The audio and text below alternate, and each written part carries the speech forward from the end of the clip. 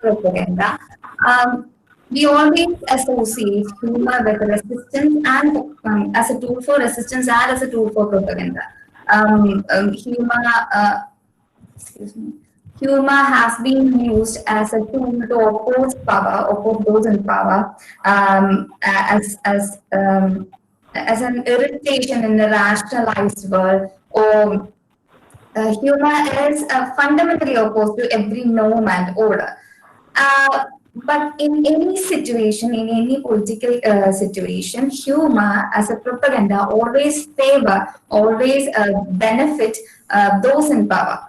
If you look at it historically, the ruling class always use humor to ridicule, to abolish, to exclude the opponents, to exclude certain communities using humor, because ridiculing, laughter at the expense of someone or some community actually dehumanizes them, desensitize the public, and that's what we are going to focus on. It's quite a relatable topic, and I'm pretty much sure everyone will have an opinion about it.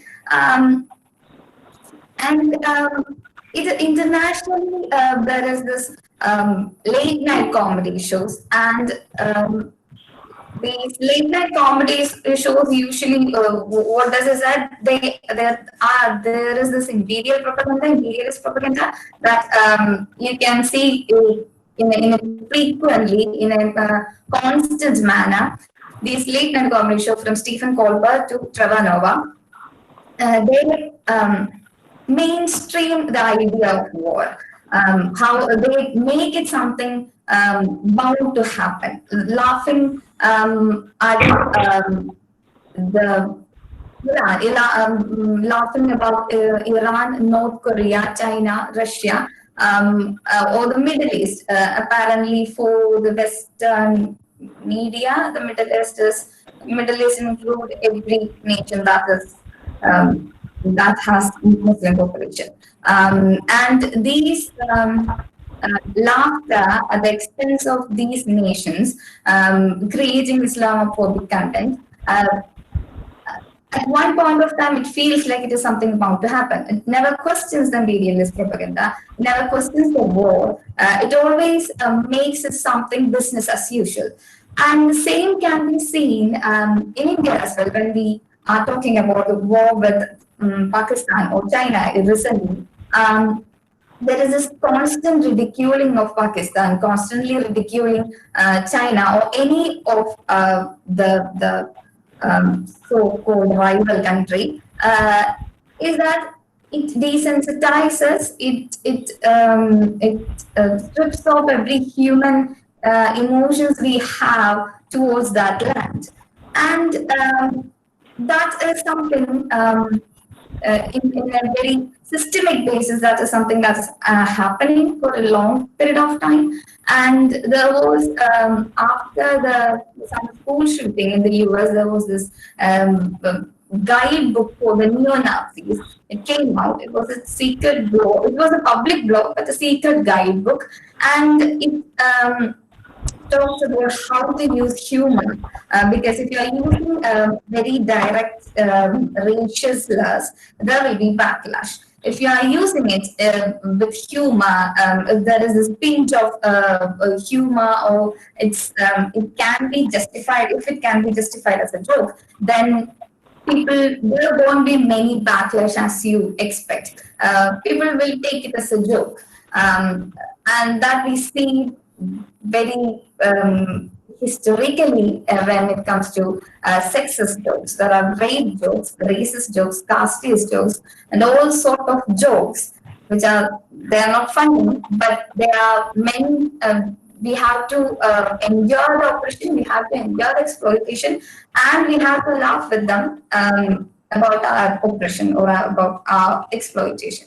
And that is something very serious. And when it comes to political satire, from the Great Dictator to Jojo Rabbit, the last released one, it actually humanizes humanizes violence, humanizes normalizes violence. In Jojo Rabbit, it humanized Hitler, and it was very disturbing to watch because genocide, Holocaust denies a thing. They deny the Holocaust didn't exist.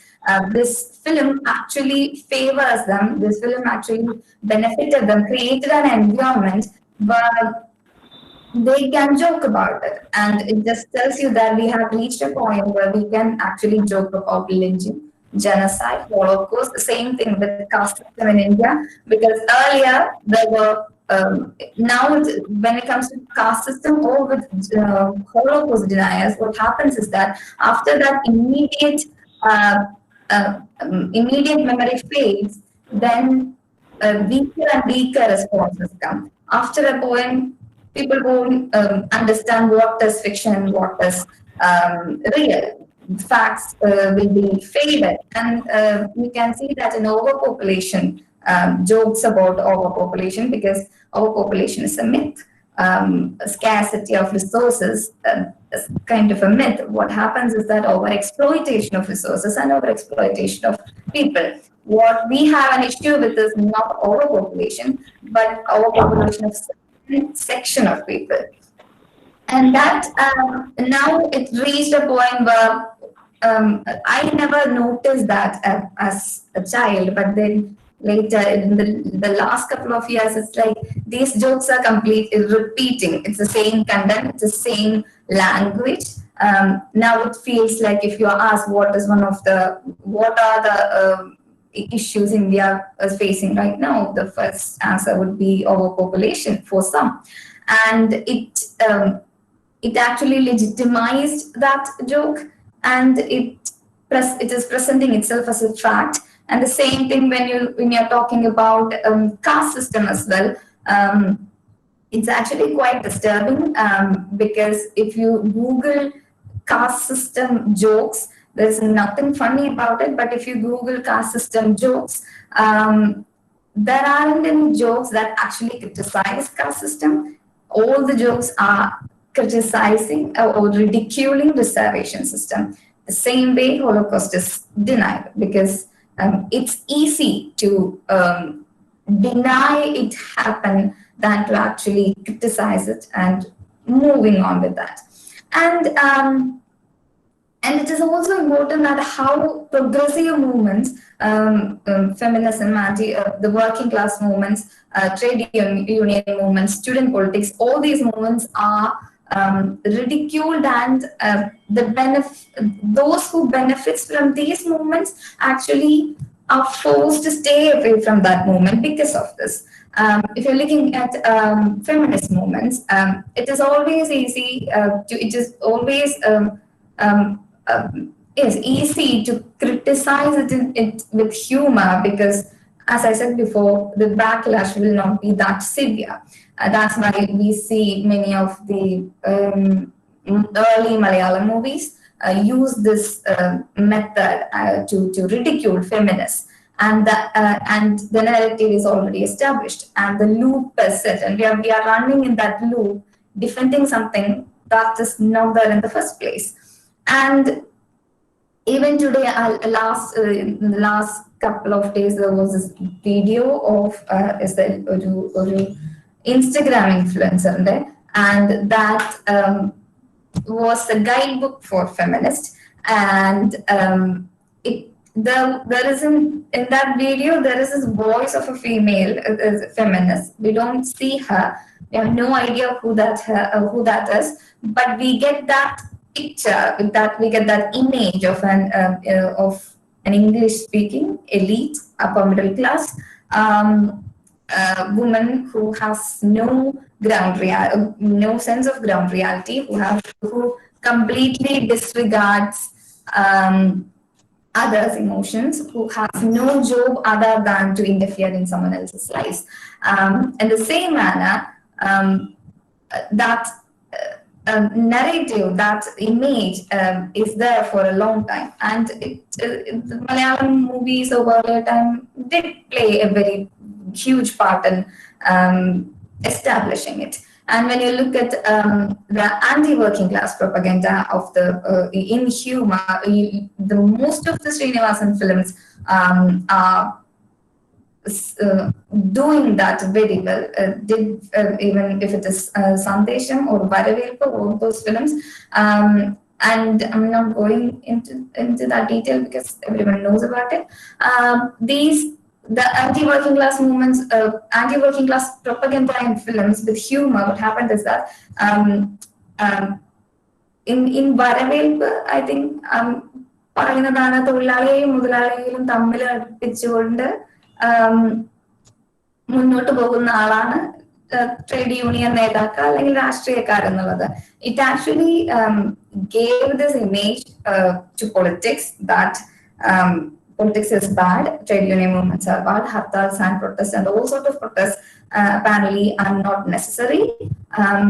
These are selfish. There are selfish interests that's working on this sphere, and it actually made working class stay away from hartals or disown the protests, disown the working class movements. Because we feel, even in the case of student politics, in every film, student politics is, and also it's not directly attacking student politics. Most of them are using humor, be it Sandesham or in classmates also. They are using it to disown the progressive ideas, disown the progressive movements, to create an environment where people are not engaging actively. They are creating passive participants, and there is this shallow engagement in politics, which actually favors the right-wing politics. Because it's easy to ridicule that, to criticize. Ridiculing, laughter as a weapon is actually quite. I haven't seen many papers in India, but when I was searching, there are many discussions on this, especially in the last couple of years. Because it's actually, when it comes to the US president, he continuously mocks women and the blacks and other people of color. So it actually gives, and he mocks violence. So what happens is that it is coming from the authority, and it sanctions violence. It says that violence is acceptable.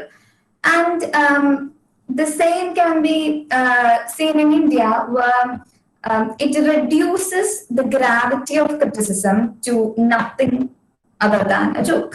That is one of the most terrifying things that's happening, because in Kerala, trolls are used as a term instead of memes. Troll has another meaning at international level, even in India. If it is the troll pages or the meme pages, these videos in YouTube, they reduces the depth of criticism, the gravity of criticism, for the sake of humor. For example, the executive head of this country, that is the Prime Minister of India, goes on frequent visits, frequent visits to other lands. He visits foreign nations frequently. Some policies are made. We have no idea what is happening. There is no discussion. There are no discussions about the policies or the discussions that he had with the leaders of other nations. But instead of criticizing, instead of holding the office and power in accountability to question the Prime Minister or question the Prime Minister's office, what we are doing is that we are reducing it into a joke.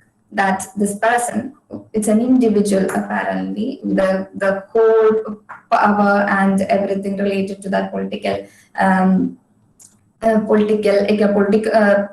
and economic situation is stripped out of it, and it's just foreign visits of a person who wants to go to foreign visits.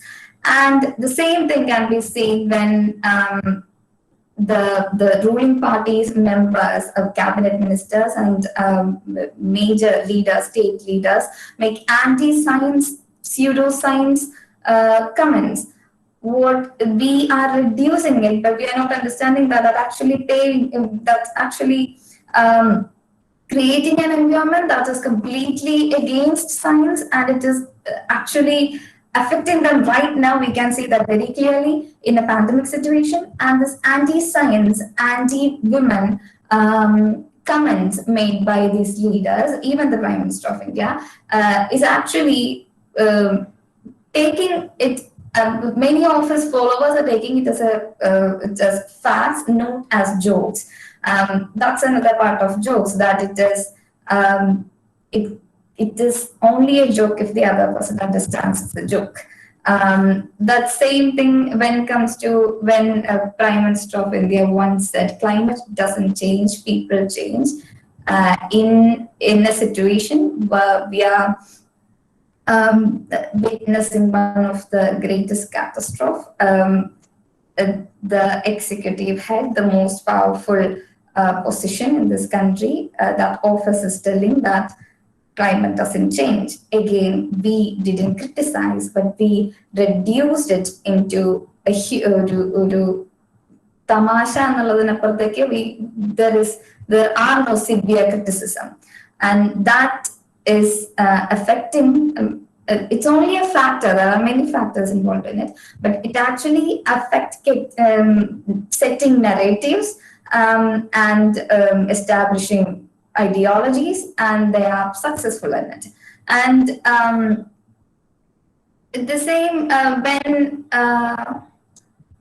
there was, I think the most very apt example would be Rahul Gandhi, because I have actually looked at many other examples, but this is actually quite correct, because Rahul Gandhi, when I was doing my degree, at that time Rahul Gandhi was a very young, a charming leader, a youth leader, a young leader.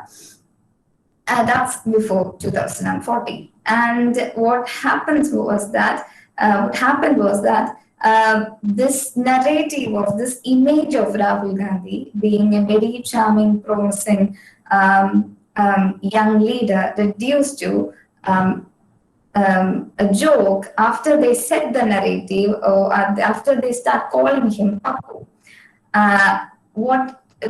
What they did was his credibility, what he does. I'm not saying that he's doing much or he is doing everything to fight back or anything, but the thing is that his credibility, his progressive ideas that he claims he holds, all these are reduced to this joke that is Papu. There was a scroll article, or the print article, in which it analyzed the pre-2014 condition when Rahul Gandhi was reduced to jokes, memes, and there was.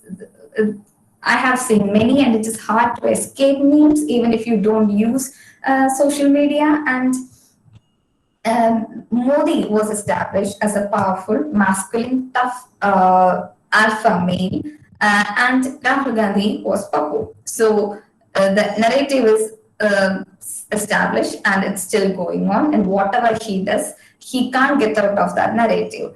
The same can be seen when it comes to student politics. When anti-CAA movements were happening, when student politics was taking hold, they didn't actually criticize them. Most of the leaders of the ruling party ridiculed them for their age, for their the slogans they're using, and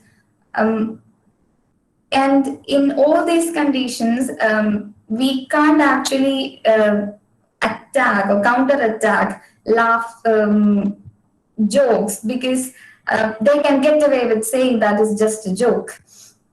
And that's the thing about joke, that it is highly paradoxical. It explicitly push forward a very violent, prejudiced, very heinous ideology, and at the same time, there is this implicit idea that it's just a joke. I didn't mean it, and you have to accept that it's just a joke. And that is when it comes to jokes on poverty, jokes on illiteracy, jokes on people who are uneducated.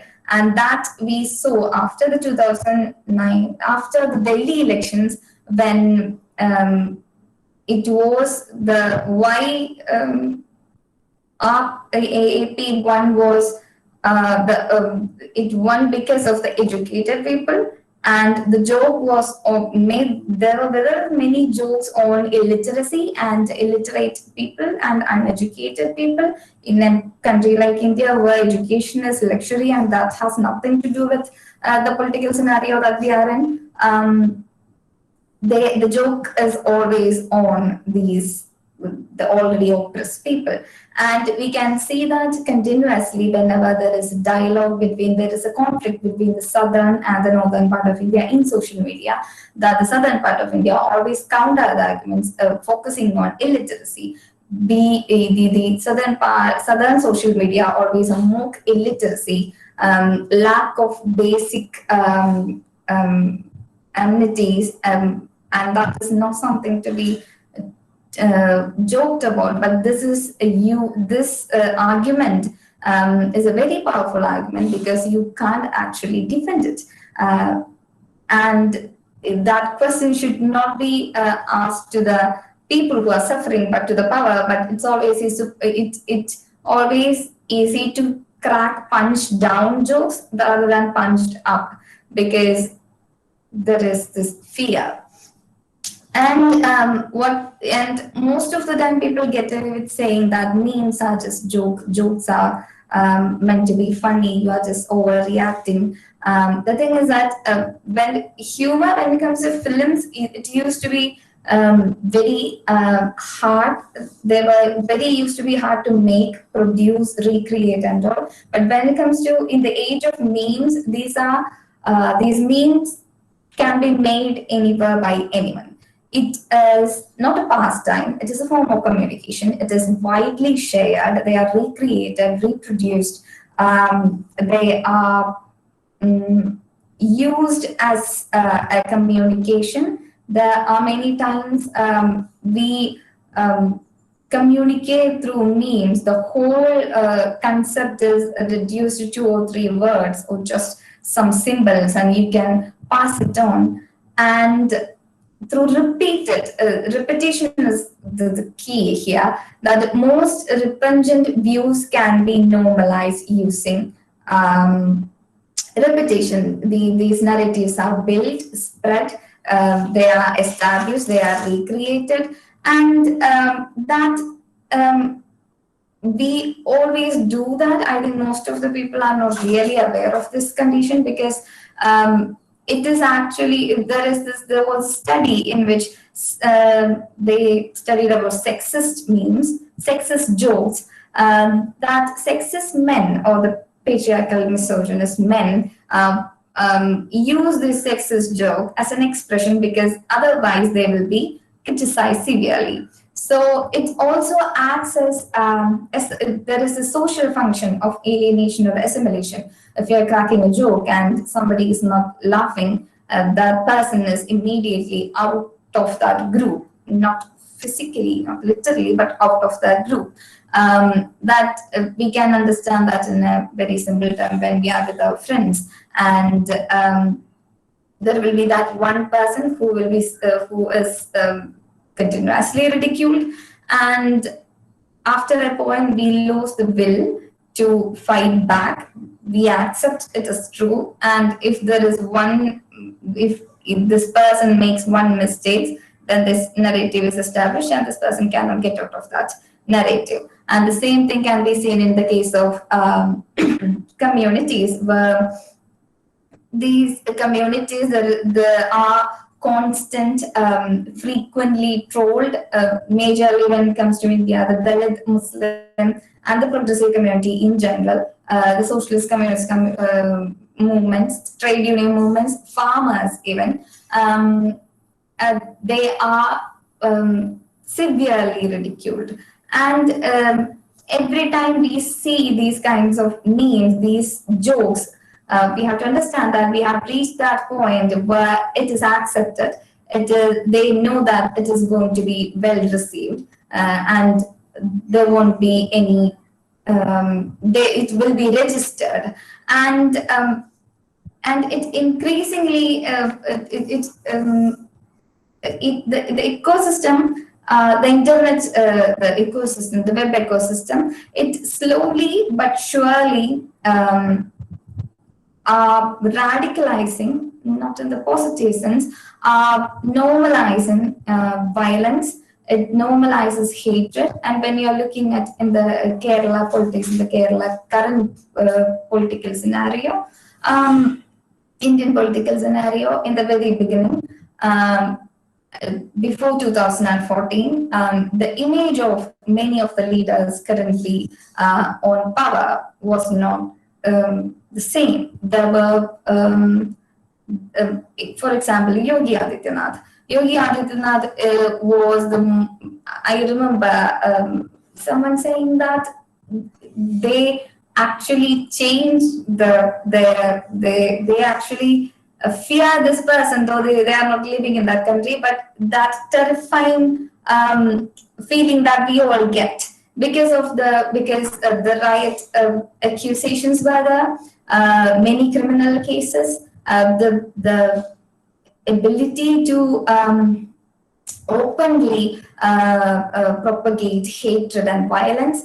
And after that, now he is just a joke. Even after he came to power in UP, there were very inhuman policies like the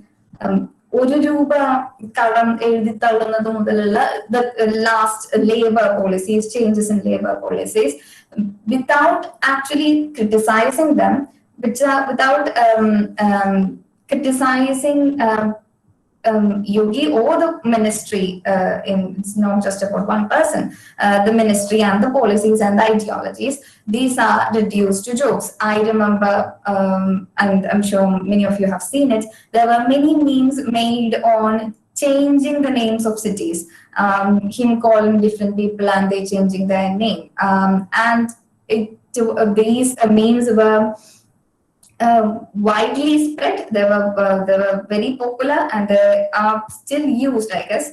And what happened was that changing the names is not an innocent activity. It's a very political, very strong statement that they are pushing forward. A very strong statement that they want to establish.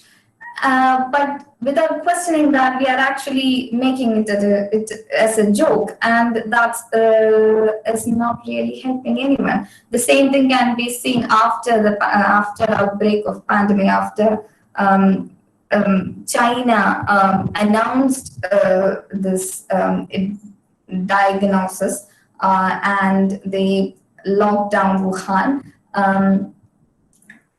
Indian, Brazilian, and US presidents, and most of the leaders of these three countries, majorly, and Philippines, but not really in the world politics because of the language, and it's not really getting to us.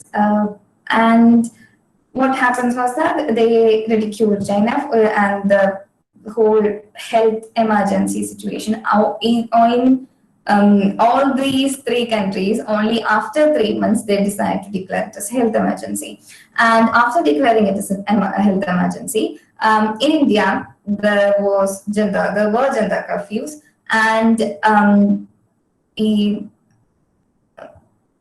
Tali Bajavo and the Devam Talikkalumayitte bandhappetta ആ പരിപാടികളിൽ വന്ന പ്രശ്നം എന്ന് പറയുന്നത് that we forget to criticize, or we are just making everything into a joke. And what it does is that it makes authoritarian, totalitarian, fascist governments or Nazism in the earlier past bearable. And it is not something to, it is not supposed to be like that. That it made the sustained pervasive mockery makes it bearable. It makes it something very normal. And even when it comes to major violence, how there are sexist comments made by sexist jokes made by these leaders in all these countries, we take it, it's normal. We say that, but something, just because something is so common doesn't make it normal. But we are making it very normal. It's the new normal. It's the normalize the.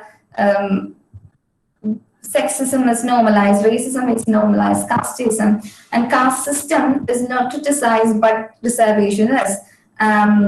Jokes are made on reservation, not on caste system, and that's actually very terrifying, because not talking about, in the very beginning, what happened was that we did not really pay attention to the trolls or memes. Not talking about trolls or not talking about memes is like not talking about fake news. Ignoring fake news or ignoring memes actually doesn't do any good, because it is still there. The hatred and the violence normalization still is happening. Just because we are ignoring it doesn't make it go away. And even though it appears to be very trivial, that's the same thing that is making it very dangerous. And there was there was this paper in which, after Donald Trump made this comment that Hillary Clinton, the Clintons, should be dealt with the Second Amendment, and said that it's a joke. He actually legitimized, normalized violence. It was a call for violence. The same language can be seen in India. And they always get away with it, saying that it's just a joke. And if you're Googling or if you're searching in YouTube, you can see Yogi Adityanath moments, Modi moments, and all these savage videos. And what in all these videos, they are actually ridiculing the opponents. They are not countering with facts. They are ridiculing them, so that there is this imbalance that we can never get away with. There is this imbalance of power, imbalance that we can never question them. Because this very fine example would be Pakistan, because Pakistan is continuously trolled, it is continuously ridiculed, and now it reaches a moment that we don't really care about what they're saying, because they will say that. That is the issue, because instead of denying the atrocities, it is actually making normal. That is virtues. People will say that it's a coping mechanism, or this is the form of resistance, but it never favors those who are defenseless. These are the jokes that are made at the expense of the defenseless, the oppressed, the already exploited, overexploited, and it uses and attacking opponents, mocking them, take away the integrity of the opponent. Actually, it never takes away the integrity of the person who's mocking. And the same thing, it is quite visible in the Corona time, because we are seeing a lot of it, and it was there as well in the beginning. And when it comes to India, the words, look at the words, how these words change. Secularism is now secularism. Similarly, in Malayalam, there is Madayatara for Madayataratum, and this word is nothing. It means nothing right now. It means something heinous. It doesn't mean anything progressive. And Navodhanam is one of that kind of word that was ridiculed to nothing. And constitution, anti-national, nationalism, patriotism, all these words, republic, socialism, and even in all these words are ridiculed. They are constantly mocked, and now they don't actually mean anything. Now, if it means anything, that's not progressive. They mean hypocrisy. Secularism now means hypocrisy. The secular, the word, the way they murdered that word is very important, because that is one idea that we are pushing forward, and they very successfully murdered it. And when it comes to Kerala, in the very beginning, there were when the channel discussions were happening. Now we should call it discussion. It's something else right now. When the discussions were happening, the BJP leaders came and said comments like glorifying Godse, justifying the murder of assassination of Gandhi, and similar violent, very violent and repentant views were pushed forward. And it was made into memes. There were many memes and jokes regarding that. We still have them, but it started as a joke. Now, after these 5 years, 6 years, in the last couple of weeks, there was this one discussion in which Sandeep Varya said that ഞങ്ങളൊന്ന് ഗാന്ധിയെ വെടിവെച്ചു കൊന്നല്ലേ ഉള്ളൂ എന്നുള്ളൊരു sentence വരുന്നുണ്ട്. And that too was made into a meme.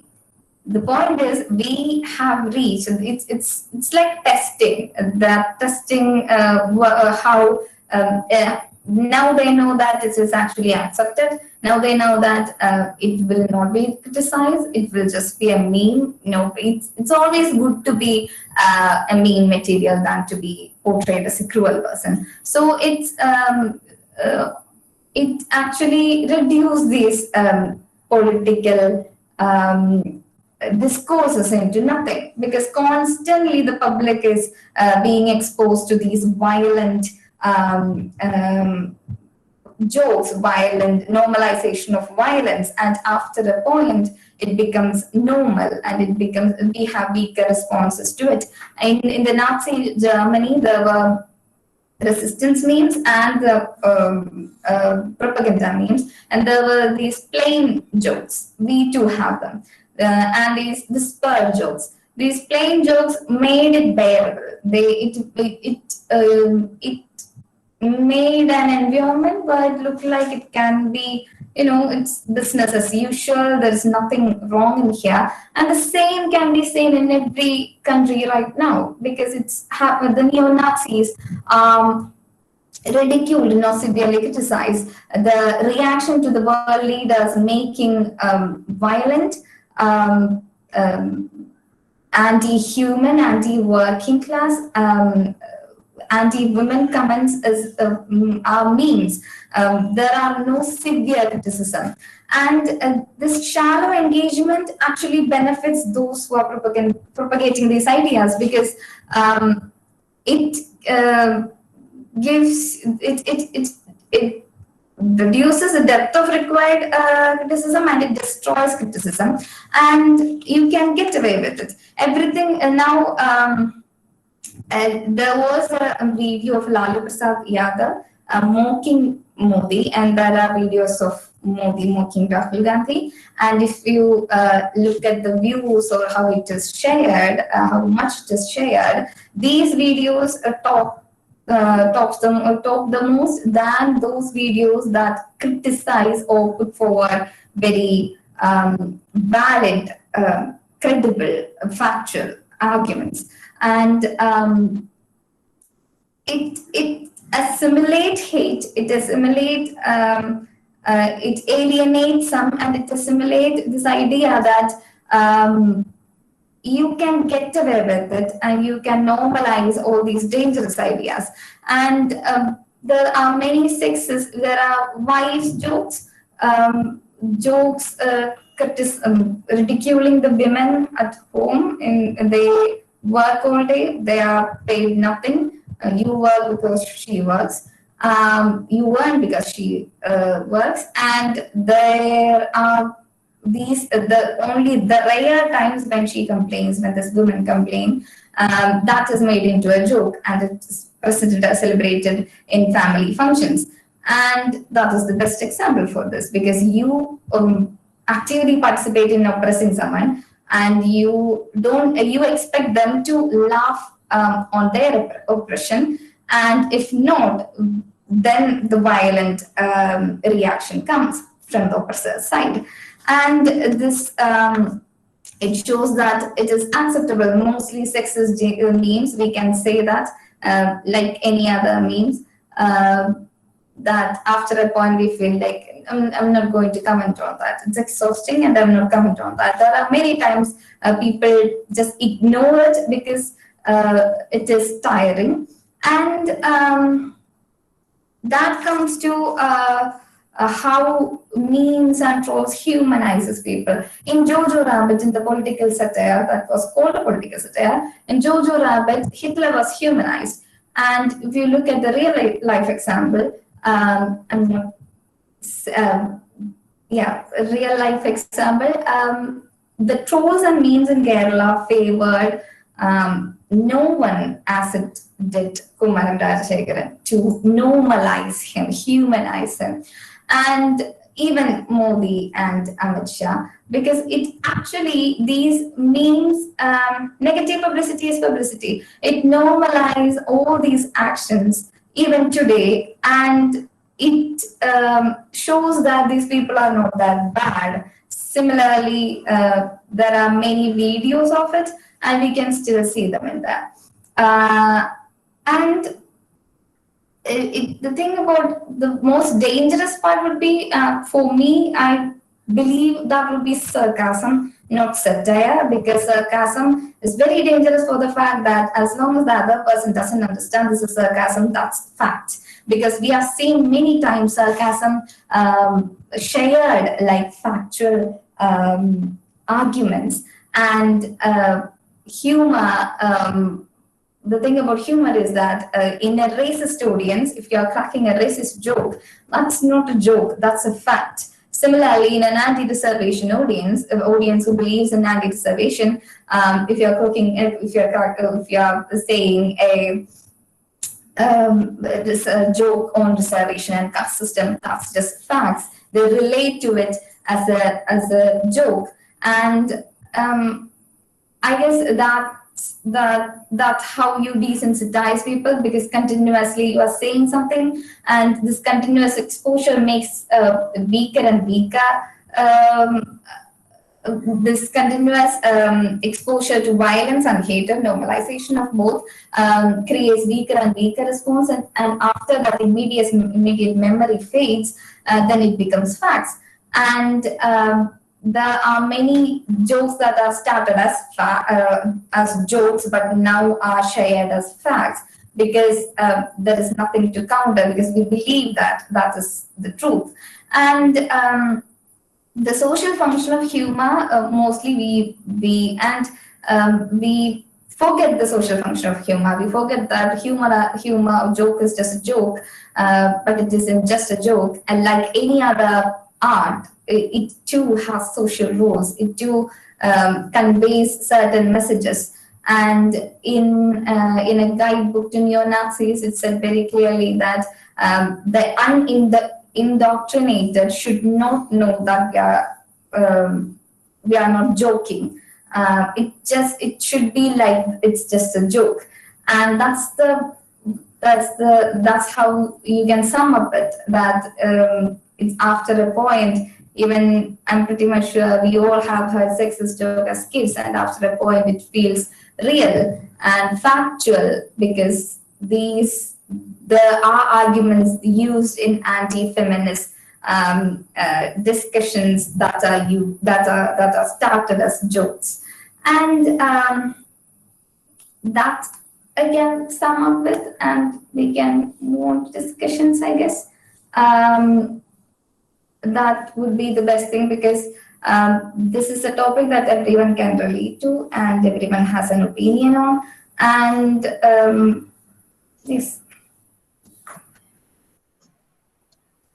Yeah, thank you, Veni. That was a dense paper because at some point in all of our lives, we have come across jokes normalizing evil. So that was a very dense paper, and it is bound to generate a lot of healthy discussion. So please, let's have a discussion.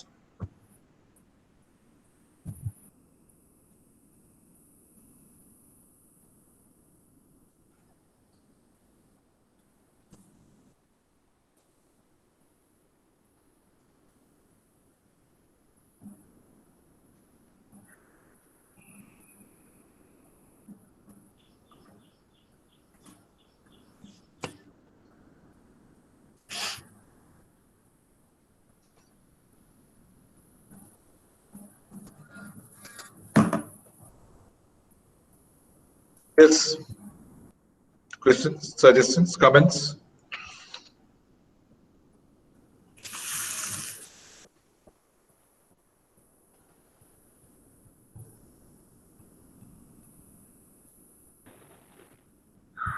I think I'll just to kick off the discussion. Can you hear me? Yeah. Yes, sir. Come on. Just because no one else seems to be forthcoming, I thought I'd just start it off.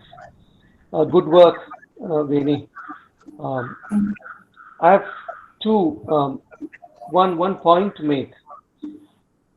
I think a distinction needs to be drawn between humor and satire, especially when it comes to political discourse.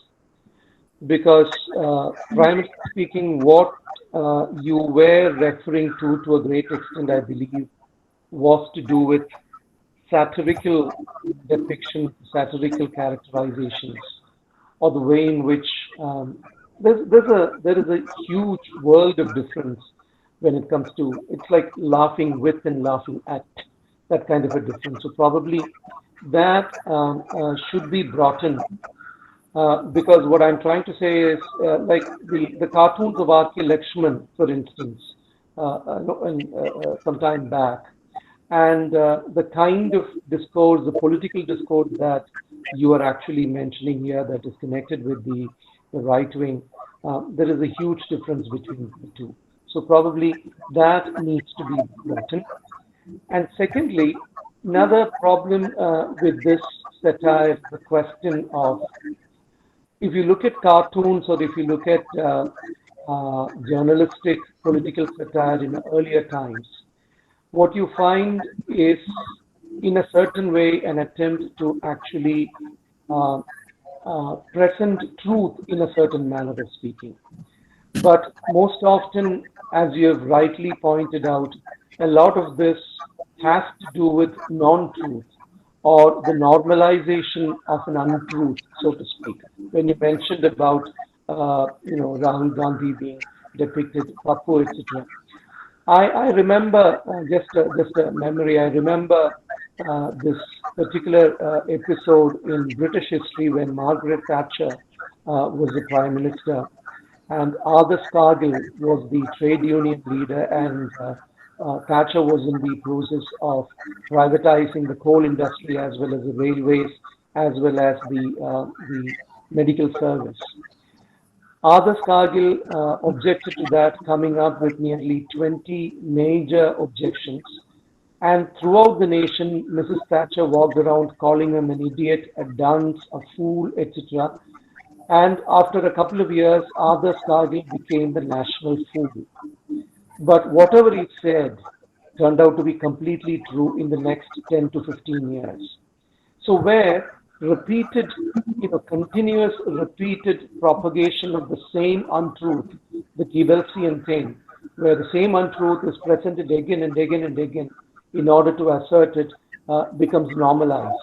So yeah, it's just not just a question of making fun, but the normalization of an untruth, which also probably becomes part of the system of satire. These are just two comments that I will make. And good presentation. Good presentation. Thank you.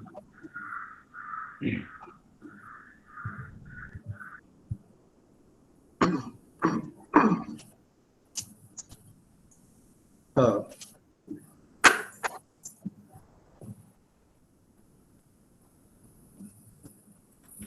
Thank you, Madam, for that comment.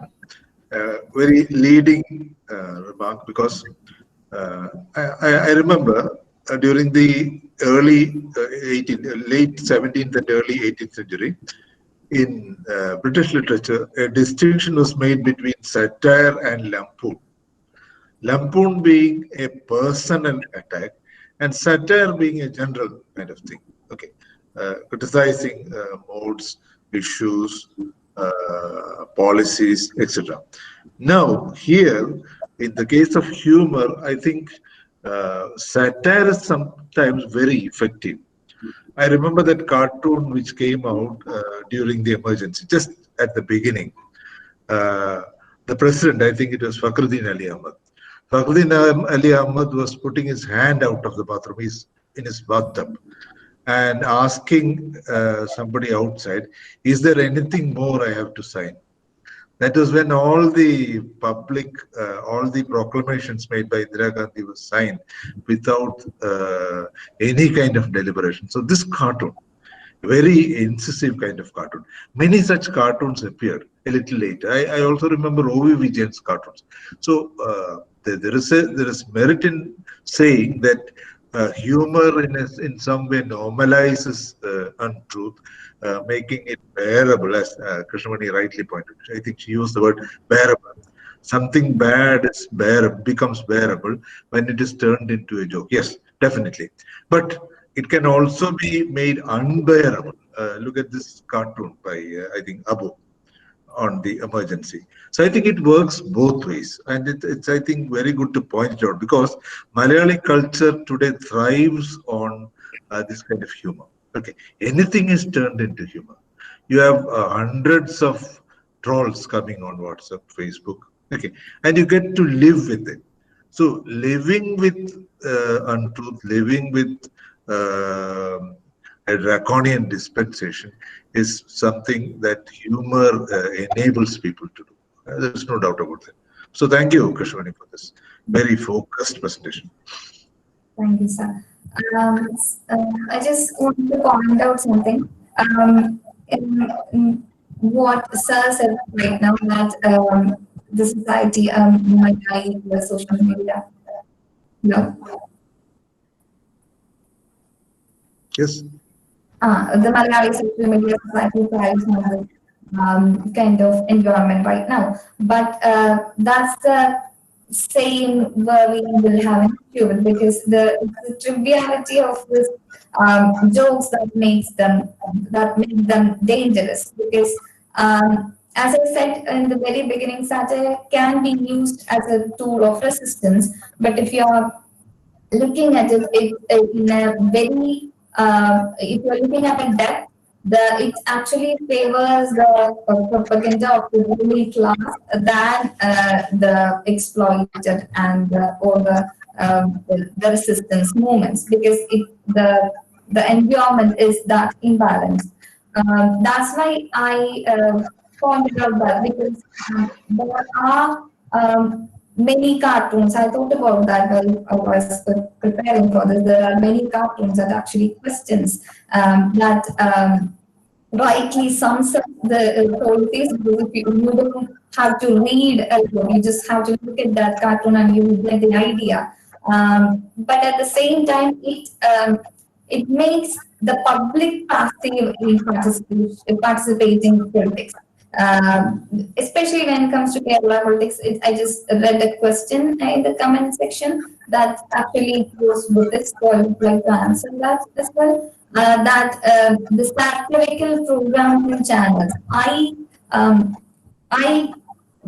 I don't know if you want to call it satirical programs in general, because most of these programs are highly sexist. They use sexist, racist, casteist, and the poor and the working class jokes in their programs, and it is a propaganda tool. If you are looking at it, you are analyzed. When you start analyzing these programs, you will understand that it actually there are programs that humanizes certain people, but certain ideologies, but there are satirical programs that demonizes as well. That's the thing about joke. You can demonize a community or a movement. And in most of the current satirical programs in Malayalam channels are severely, they are filled with propaganda. Note that it should not be, or that it has always been. It's not like there are partial, there are unbiased programs. There are bias if you look at any programs. So it actually contributes in normalizing. Yes, it normalizes rather than making the audience to think what happens really. It actually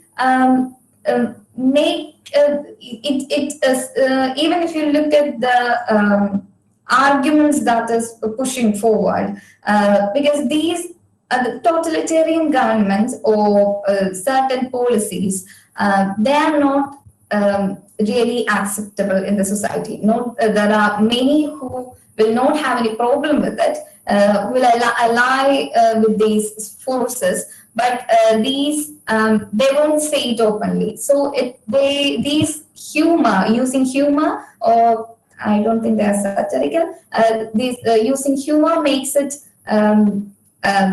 easy to participate in it. That we are not actively participating, but we are passively engaging with them. And most of the Malayalam channels do have these politically incorrect, very heinous jokes that are not meant to be funny.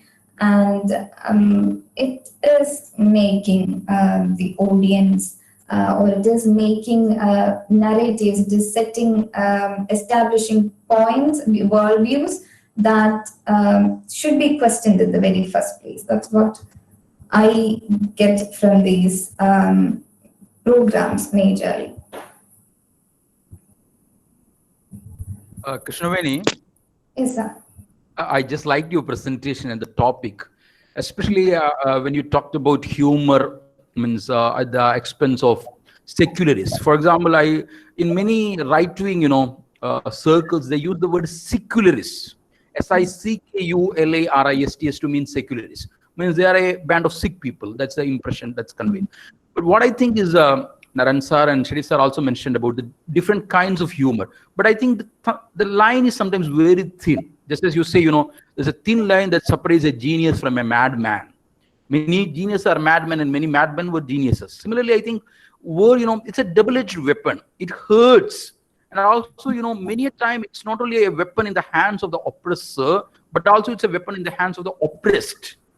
For example, we have all kinds of means what you call humor.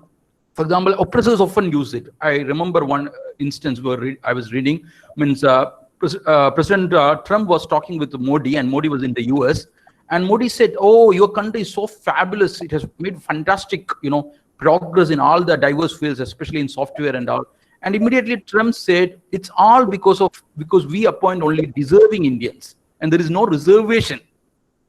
Such things, of course, are where you can see, the oppressors, the dominant section using humor as a weapon. Whereas we also have, the underdog using humor as a weapon, means with powerful subversive, charge. So it's a double-edged weapon that both oppressors and the oppressed use. But the way it affects the oppressed and the way it affects the oppressor is different. For example, there's a lot of Namburi Falidams in Malayalam. But how it affects, them might be different from the way the kind of, humor affects the downtrodden, the underdog. For example, especially about women. For example, I just read somewhere, Indiyum pennum orupole chadakkunadinanusaриച്ച് കൂടുതൽ നന്നാവും. So even from Proverbs onwards, we have this toxic kind of humor. So to have a healthy, balanced attitude towards this whole institution of humor is, I think, going to be very tough. And I remember, for instance, once, it so happened that a writer wrote something very incriminatory about a character. And the character was a person who was living in the neighborhood. He went and hit the writer, means bashed him up. And when he was asked, he's a writer, this man said, oh, he wrote with his hand and I hit him with my hand. Both are ways of expression. I don't know, we have to tread very cautiously, I think. And however cautious we are, we will still be hurting people. Facebook, for example, has in its slogan, to upset things was its slogan. And Facebook is supposed to solve a lot of problems.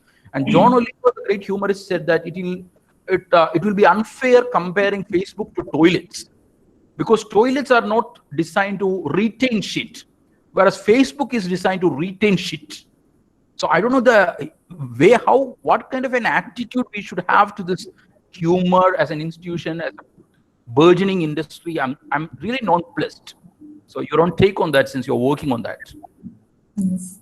So I just want to point out that John Oliver is that person who actively participates in propaganda and is associated with the State Department. So we actually don't know who are in the other side, because Trevor Noah is a comedian. He's very well accepted. He's very popular. But is celebrated as someone who speaks truth. But the same narratives can be seen in those shows as well. And there is this new kind of humor, that Dan memes in Facebook and social medias, that actually only focuses or majorly focuses on the oppressed, exploited communities, and they are hailed as brave because usually people don't joke about or criticize these exploited people. And these Dan memes are one of the fine examples of how it is working. And I agree with that. It is used as a tool of resistance.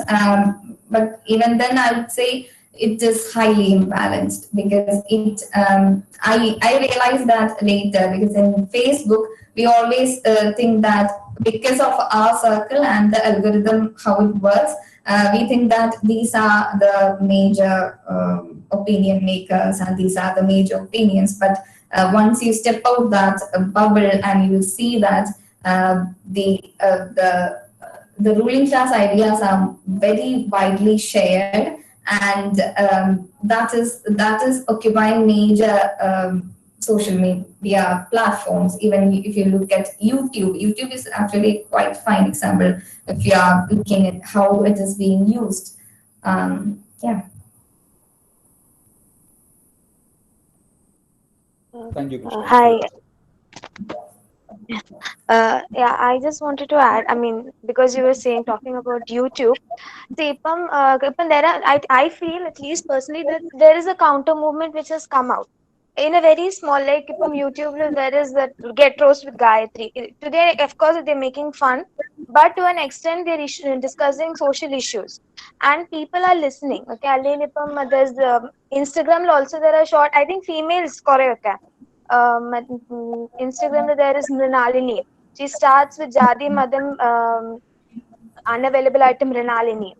And the thing is, I think a point to get it across, if you use it in a positive sense, it is working. Like Mrinalini did one on EIA.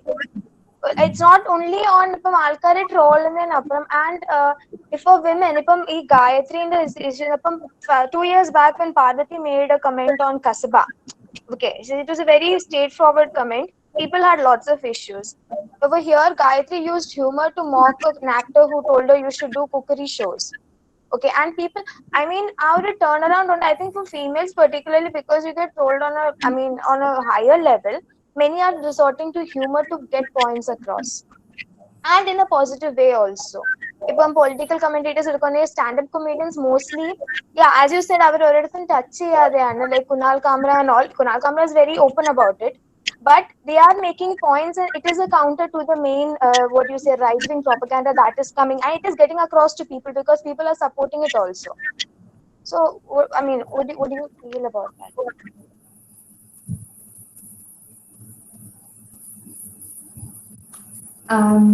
It's something that we are going back to the same discussion that Not saying that humor is never used as a resistance, tool of resistance. I'm saying that the depth of both changes. The popularity of resistance movements, or the humor used in resistance and humor used in propaganda, the popularity and how it is shared, and it's different. And it's not just about popularity, it's about normalizing these heinous activity, because we have seen that from a very young age how sexist memes makes it these sexist memes make patriarchy something very normal and something bearable, that business as usual. And that's where the problem lies, because we have, yes. Okay, sorry. So, ഞാൻ പറയുന്നത് ഇപ്പം like casteism പറഞ്ഞു. So there was a video which was talking about casteist ads on matrimonials. The sarcasm is being used, but that puts to light. It's not like these are just, you know, a photo edited. That's not what's coming up in many cases. Lot of research is going into it. So you know, sexist, like there when videos come up which are like Kalipan Kandari is doing the rounds now. There was a person on Instagram who said that അടിക്കുന്നത് is സ്നേഹം അല്ലേ. അതിന് counter ആയിട്ട് പല വീഡിയോസും sarcastic ആയിട്ടും അല്ലാതെയും have come up. And I mean അതൊരു discussion raise ചെയ്യുന്നു. I mean social issues, political issues അത്രത്തോളം ആൾക്കാർ പോകുന്നില്ല, maybe because it's dangerous also to an extent. We saw that Nahana's case. അപ്പം you know, to sexist means in a counter വരുന്നുണ്ട് എന്നൊരു ഇതില്ലേ ഇതിന്റെ അകത്ത്. I mean sexist പറയുന്നില്ല, അതാണല്ലോ പറഞ്ഞത്. അതായത് റെസിസ്റ്റൻസിന് വേണ്ടി ഇത് ഉപയോഗിക്കുന്നില്ല എന്ന് പറയുന്നില്ല.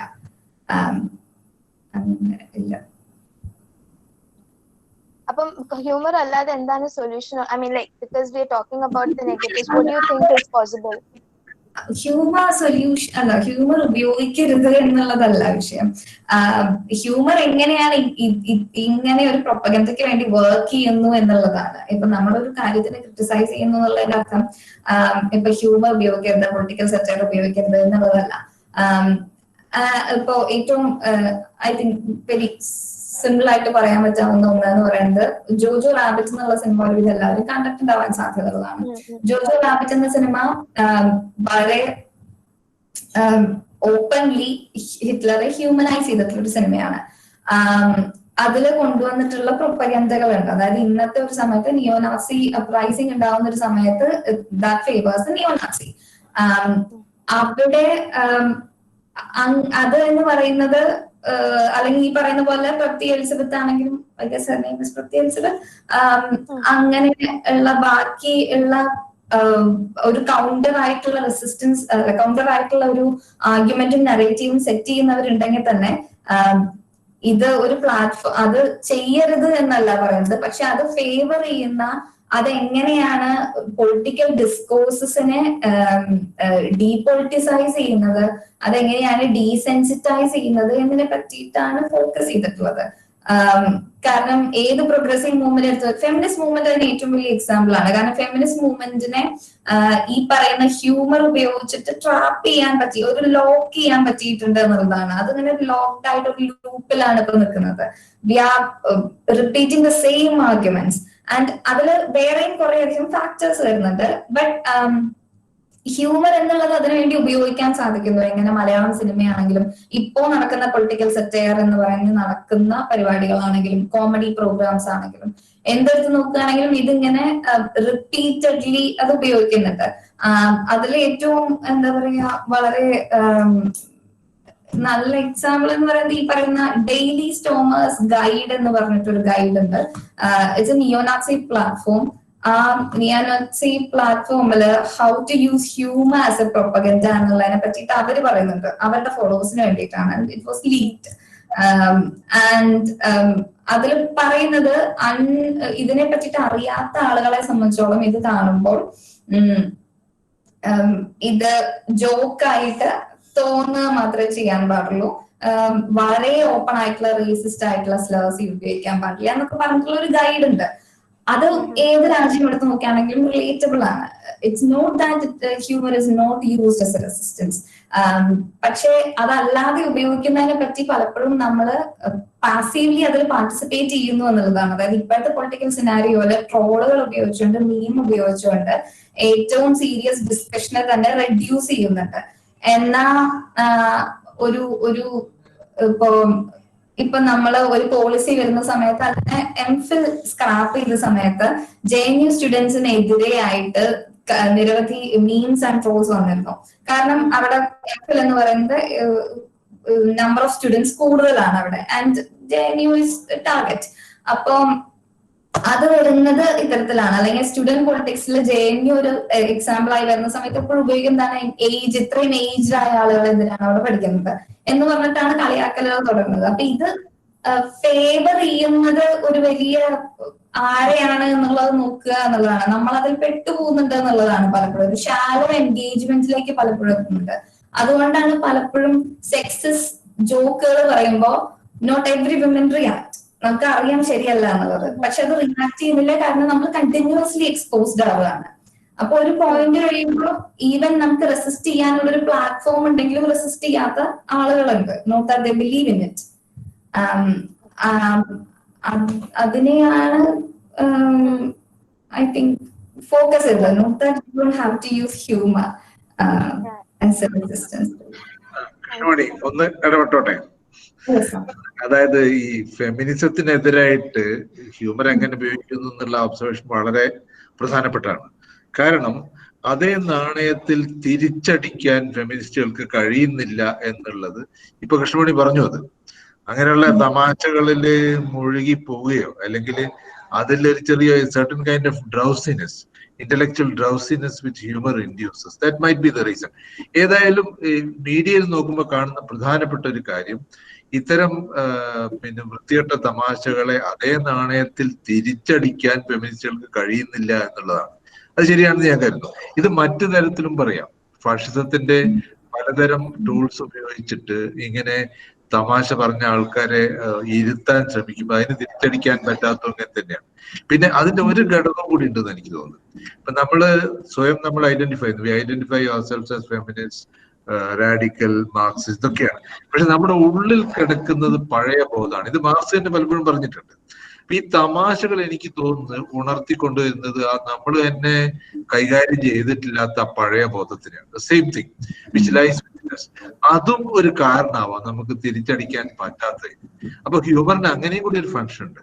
നമ്മളിൽ ഉറങ്ങിക്കിടക്കുന്ന അല്ലെങ്കിൽ നമ്മൾ പൂർണ്ണമായി കൈകാര്യം ചെയ്തിട്ടില്ലാത്ത പഴമയെ മുഴുവൻ ഉണർത്തിക്കൊണ്ടുവരികയാണ്. ഈ sexist jokes, take the sexist jokes, ഓരോ തമാശകൾ പറയുന്നു. സ്ത്രീകളെ പറ്റി പറയുന്ന, നേരത്തെ ഇഞ്ചിയെ പറ്റിയിട്ട് ഇഞ്ചി ചതയ്ക്കുന്ന പോലെയാണെന്നുള്ള ആ ഒരു തമാശ തസ്നി പറഞ്ഞു.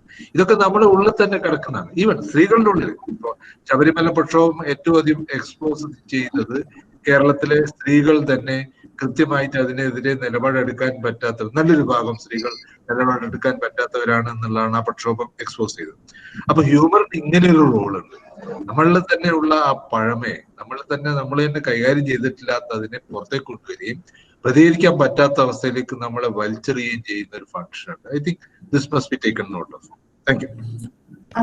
അതുപോലെ കൂട്ടിച്ചേർക്കാൻ പറ്റുന്ന ഒന്നാന്ന് പറയുന്നത്, ഒന്നാമത് ഇപ്പൊ പേട്രിയാർക്കി ആയാലും ഇപ്പൊ ആന്റി വർക്കിംഗ് ക്ലാസ് മൂവ്മെന്റുകൾ കോൺഷ്യസ്നെസ് ആണെങ്കിലും അതെന്ന് പറയുന്നത് എല്ലാവരിലും ഉണ്ട്. സ്ത്രീയാണ് എന്നുള്ളത് കൊണ്ട് ഫെമിനിസ്റ്റ് ആവുന്നില്ല എന്നുള്ളത് പോലെ അതിൽ വരുന്ന ഒരു വിഷയം പലപ്പോഴും ഇങ്ങനെ ഒരു റെസിസ്റ്റൻസിന്റെ ഭാഗമാകാനുള്ളത് ഒരു സോഷ്യൽ ക്യാപിറ്റൽ അവിടെ ഉണ്ടാവുന്നില്ല എന്നുള്ളതാണ്. ഇങ്ങനെ ഒരു റെസിസ്റ്റൻസ് മൂവ്മെന്റിലേക്ക് എല്ലാവരുടെയും ഉള്ള റെസിസ്റ്റൻസ് ഉണ്ടാവാം, പക്ഷെ അതിനെ എങ്ങനെ ചാനലൈസ് ചെയ്യും എന്നുള്ളതിനുള്ള സോഷ്യൽ ക്യാപിറ്റൽ പ്രസിഡന്റ് കയ്യിലാണ്.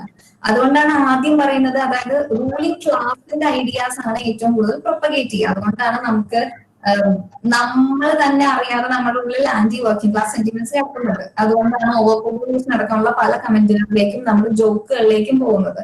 അല്ലെങ്കിൽ ഇപ്പോ many of the programmes Malayalam TV channels അതിലെല്ലാം ഇങ്ങനെ ഒരു സംഭവം കിടക്കുന്നുണ്ട്. പക്ഷെ അത് നമ്മൾ പലപ്പോഴും ശ്രദ്ധിക്കുന്ന പോലും ഇല്ല എന്നുള്ളതാണ്. അല്ലെങ്കിൽ പൊളിറ്റിക്സ് എന്ന് പറയുന്നത് തന്നെ നമുക്കൊരു അവേർഷൻ ഉണ്ടാക്കി എടുക്കാൻ സാധിക്കുന്നു എന്നുള്ളതാണ് ഇതിന്റെ ഒരു കുഴപ്പം. അത് അത് എനിക്ക് ഒരു അതിപ്പോ നാഷണലിസം എന്നുള്ള സംഭവം വരുമ്പോഴും തുടക്കത്തിൽ ട്രോൾ എന്ന് പറയുന്ന വാക്ക് ഉപയോഗിച്ചിരുന്നത് to summon who won't leave a discussion, അതിങ്ങനെ സ്റ്റക്ക് ചെയ്ത് നിന്ന് പ്രത്യേകിച്ച് ഒരു ആർഗ്യുമെന്റ് കൗണ്ടർ ആർഗ്യുമെന്റ് ഇല്ലാതെ ഇങ്ങനെ കണ്ടിന്യൂസ് ആയിട്ട് ഹരാസ് ചെയ്യുന്നവരെയാണ് ട്രോൾ എന്നുള്ളത് തുടക്കത്തിൽ ഉപയോഗിച്ചിട്ടുണ്ടായിരുന്നത്. ഇപ്പോൾ എന്ന് പറയുന്നത് ഈ പറയുന്ന ട്രോൾ ആർമികൾ എടുത്തു നോക്കുകയാണെങ്കിൽ ഈ ഞാൻ ഇന്ത്യൻ കോണ്ടെക്സ്റ്റിൽ പറയുകയാണെങ്കിൽ തിരിച്ചു ഉപയോഗിക്കുന്നത് ആർഗ്യുമെന്റ്സ് അല്ല, ക്രെഡിബിൾ ആർഗ്യുമെന്റ്സ് അല്ല, ഫാക്ച്വൽ ആർഗ്യുമെന്റ്സ് അല്ല, ridicule the one who oppose this ruling party. അതാണ് ചെയ്യുന്നത്. കണ്ടിന്യൂസ്ലി റിഡിക്യൂൾ ചെയ്യാണ്. അതിനു വേണ്ടി ഉപയോഗിക്കുന്നത് ഈ പറയുന്ന കാര്യങ്ങളാണ്. And it is celebrated. അതിപ്പോ ഐ തിങ്ക് ഒരിടത്ത് ഞാൻ വായിച്ചിട്ടുണ്ടായിരുന്നു. അതായത് ഈ പറയുന്ന ഒരു ഡിസയർ ഫോർ നാഷണൽ കമ്മ്യൂണിറ്റി, ആ ഒരു ഫാന്റസി എന്ന് പറയുന്നുണ്ടല്ലോ, നാഷണൽ ഒരു യൂണിറ്റി, അവർക്ക് ഈ പറയുന്ന പ്രോഗ്രസീവ് മൂവ്മെന്റ്സുകൾ കാരണം ഉണ്ടാകുന്ന sense of betrayal, revenge, aversion, ഇതിന് ഈ ഇപ്പോ Islamophobia, anti Dalit, anti left, anti working class, ഈ പറയുന്ന എല്ലാ സംഭവങ്ങളും ഡയറക്ട്ലി സ്റ്റേറ്റ് ചെയ്യാതെ സ്റ്റേറ്റിംഗ് യൂസിങ് ഹ്യൂമർ. ബട്ട് അതാണ് പലപ്പോഴും സംഭവിക്കുന്നത്. അപ്പോ ഇതോ അവിടെ ഈ പറയുന്നത് പോലെ നേരത്തെ പറഞ്ഞതുപോലെ കുറേയധികം യൂട്യൂബേഴ്സ് ഉണ്ട് ഈ പറയുന്ന പോലെ. പ്രവൃത്തിയാണെങ്കിലും people who actually use humour to counter. But അതിൽ തന്നെ നമുക്കറിയാം അതിന്റെയും ബാക്കിയുള്ള റോസ് ചെയ്യുന്നവരുടെ പോപ്പുലാരിറ്റി എടുത്തു നോക്കുമ്പോൾ ഏതാണ് റീച്ച് കിട്ടുന്നത്, ഏതിനാണ് ആക്സെപ്റ്റബിൾ ആവുന്നത്, ഏതാണ് ഓൾറെഡി എസ്റ്റാബ്ലിഷ്ഡ് ആയ നറേറ്റീവിനെ റീഎസ്റ്റാബ്ലിഷ് ചെയ്യാൻ ശ്രമിക്കുന്നത് എന്നുള്ളത്. അത് once we start, and one of the interesting things is that once we start a serious conversation on feminism, ഈ പറയുന്ന ട്രോളിലും മീമിലും ചിരിച്ചവരെല്ലാവരും നമ്മളെ കൂടെ കൂടില്ല എന്നുള്ളതാണ്. അത് ഹ്യൂമർ ആയിട്ട് നിൽക്കുമ്പോൾ മാത്രം ഇതിനോട് കൂടെ ചേരുന്നവരും, once we start changing the society, അവിടെ ഈ പറയുന്നതിൽ വ്യത്യാസം വരുന്നു എന്നുള്ളതാണ്.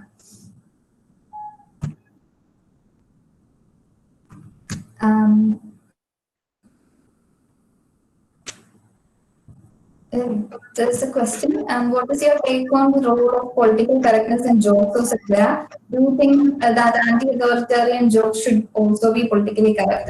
I ask you this because George Carlin, renowned stand-up comedian, once remarked, "Political correctness is this fascism pretending to be manners."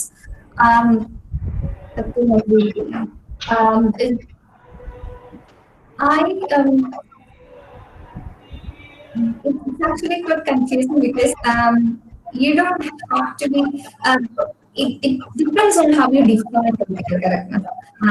You can't tell someone to not hit back if that person is continuously resistant. There is a difference. That's why we know there is a difference between resistance and retaliation and violence. One is self-defense, or the other is violence.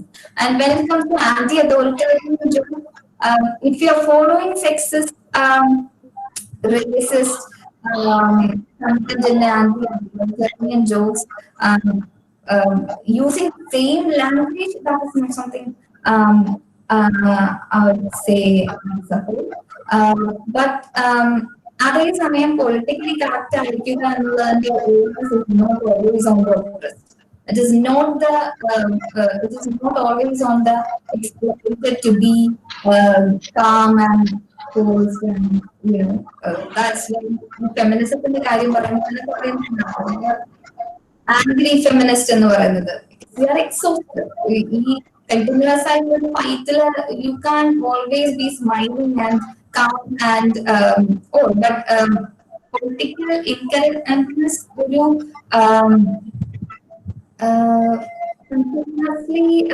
ഒരു ഒരു ടൂളായി ഉപയോഗിക്കുന്നത് ഒരു large ഗ്രൂപ്പിനെ സംബന്ധിച്ചോളം അത് ഒരു counter ചെയ്ത് വരാനാണ് സാധ്യതയുള്ളത്. Not really sure about it because even Dalit Muslim women മൂവ്മെന്റുകൾ എടുത്ത് നോക്കുന്ന സമയത്ത് പൊളിറ്റിക്കലി കറക്റ്റ് ആയിട്ട് തന്നെ ഇതിൽ ഇടപെടാമെന്നുള്ളതാണ്. അതില് ജോക്സിന്റെ കാര്യമാണ് പറയുന്നത്. ജോക്സ് ആൻഡ് സബ്ജക്റ്റില് you don't have to demean the gender or class or caste or race of the other person, but you can actually criticize their ideology and make jokes. അതായിരിക്കും കാരണം. അല്ലെങ്കിൽ ഈവൻ ആന്റി അതോറിറ്റേറിയൻ ആയിട്ടുള്ള ജോക്കുകളാണെങ്കിലും we don't use these because we are actually making fun of ourselves, because these jokes make fun of ourselves. I think that would be my answer. Krishnaveny, can you hear me now?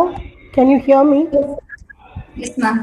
Yeah, I've been trying to ask, but there was some problem with the headset, and there's some problem with my sound system also. So, and I kept going out and in.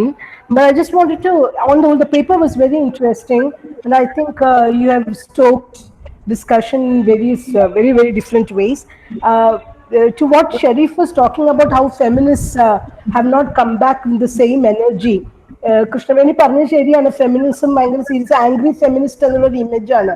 But I think black women have completely overturned it with their resounding humor. Actually, black women's humor is a legend in itself. അവര് ഭയങ്കര irreverent humor ആണ് black റൈറ്റിംഗിലും black പ്രസന്റേഷൻസിലും ടോക്സിലും ഒക്കെ. അതൊരു കാര്യം നമ്മൾ അത്ര ശ്രദ്ധിച്ചാൽ നോക്കുന്നുണ്ടെന്ന് അറിയില്ല. പിന്നെ ഇപ്പോ ഫെമിനിസ്റ്റ് സ്റ്റാൻഡപ്പ് കൊമേഡിയൻസ് ഒരുപാട് പേര്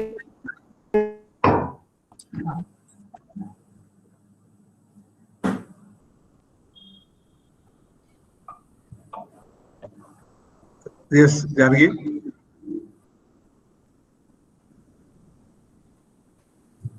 Janaki?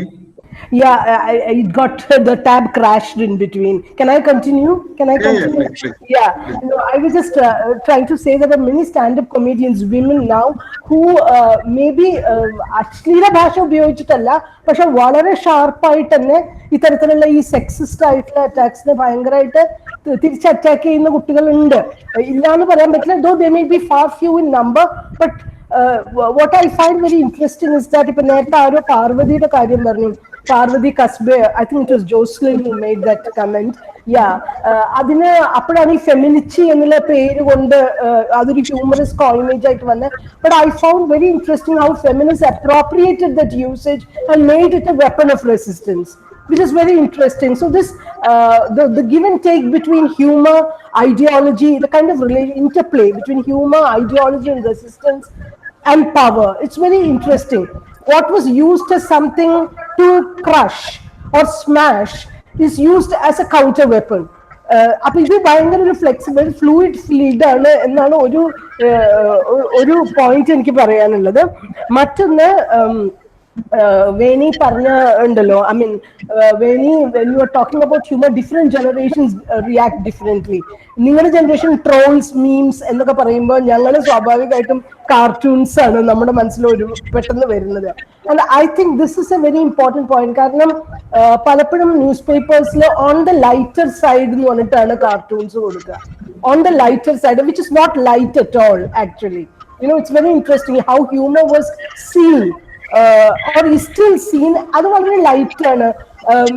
നേരത്തെ പറഞ്ഞ feminist have no sense of humour. അത് ലൈറ്റ് ആയിട്ട് ചിന്തിക്കാൻ പറ്റുന്നില്ല എന്നുള്ള രീതിയിൽ. അപ്പൊ I'm just giving some observations that just came to my mind. I think when we are talking about humor, trolls ആയിരിക്കാം, memes ആയിരിക്കാം, ഒരു humorous piece of literature ആയിരിക്കാം, I have a feeling that we need to locate it in the context.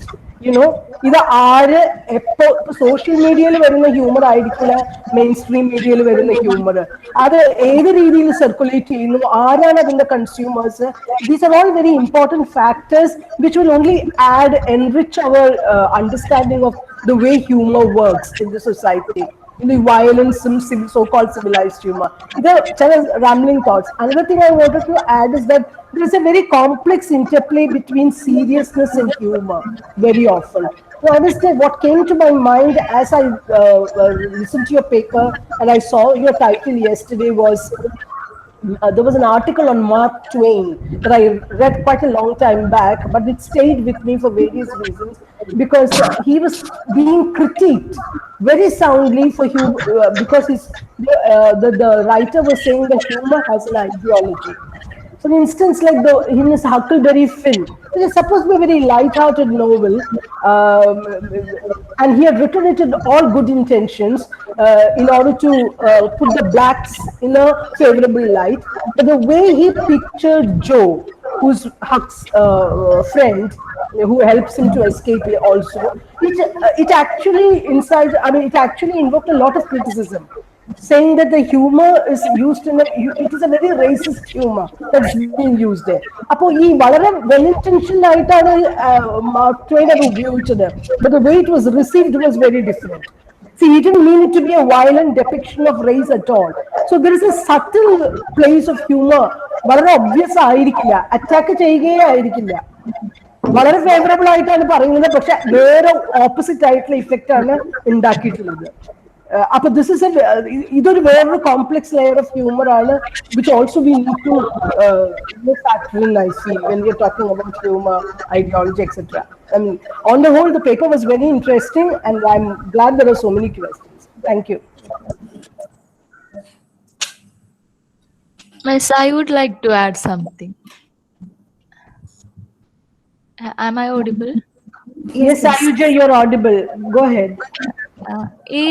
Feminism, other trajectories like caste, race, everything was said here, but ableist jokes are not being addressed yet.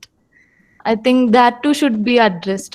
ഈ കണ്ണുപൊട്ടം വാങ്ങിക്കെറിഞ്ഞ മാതിരി, അതുപോലെ തന്നെ അതിനേക്കാൾ വല്ലാണ്ട് irritate ചെയ്യുന്ന ഒരു സാധനം കണ്ണുപൊട്ടൻ ആനയെ കണ്ട പോലെ എന്ന് പറയുന്ന ഒരു ജോക്ക് ഉണ്ട്. വളരെ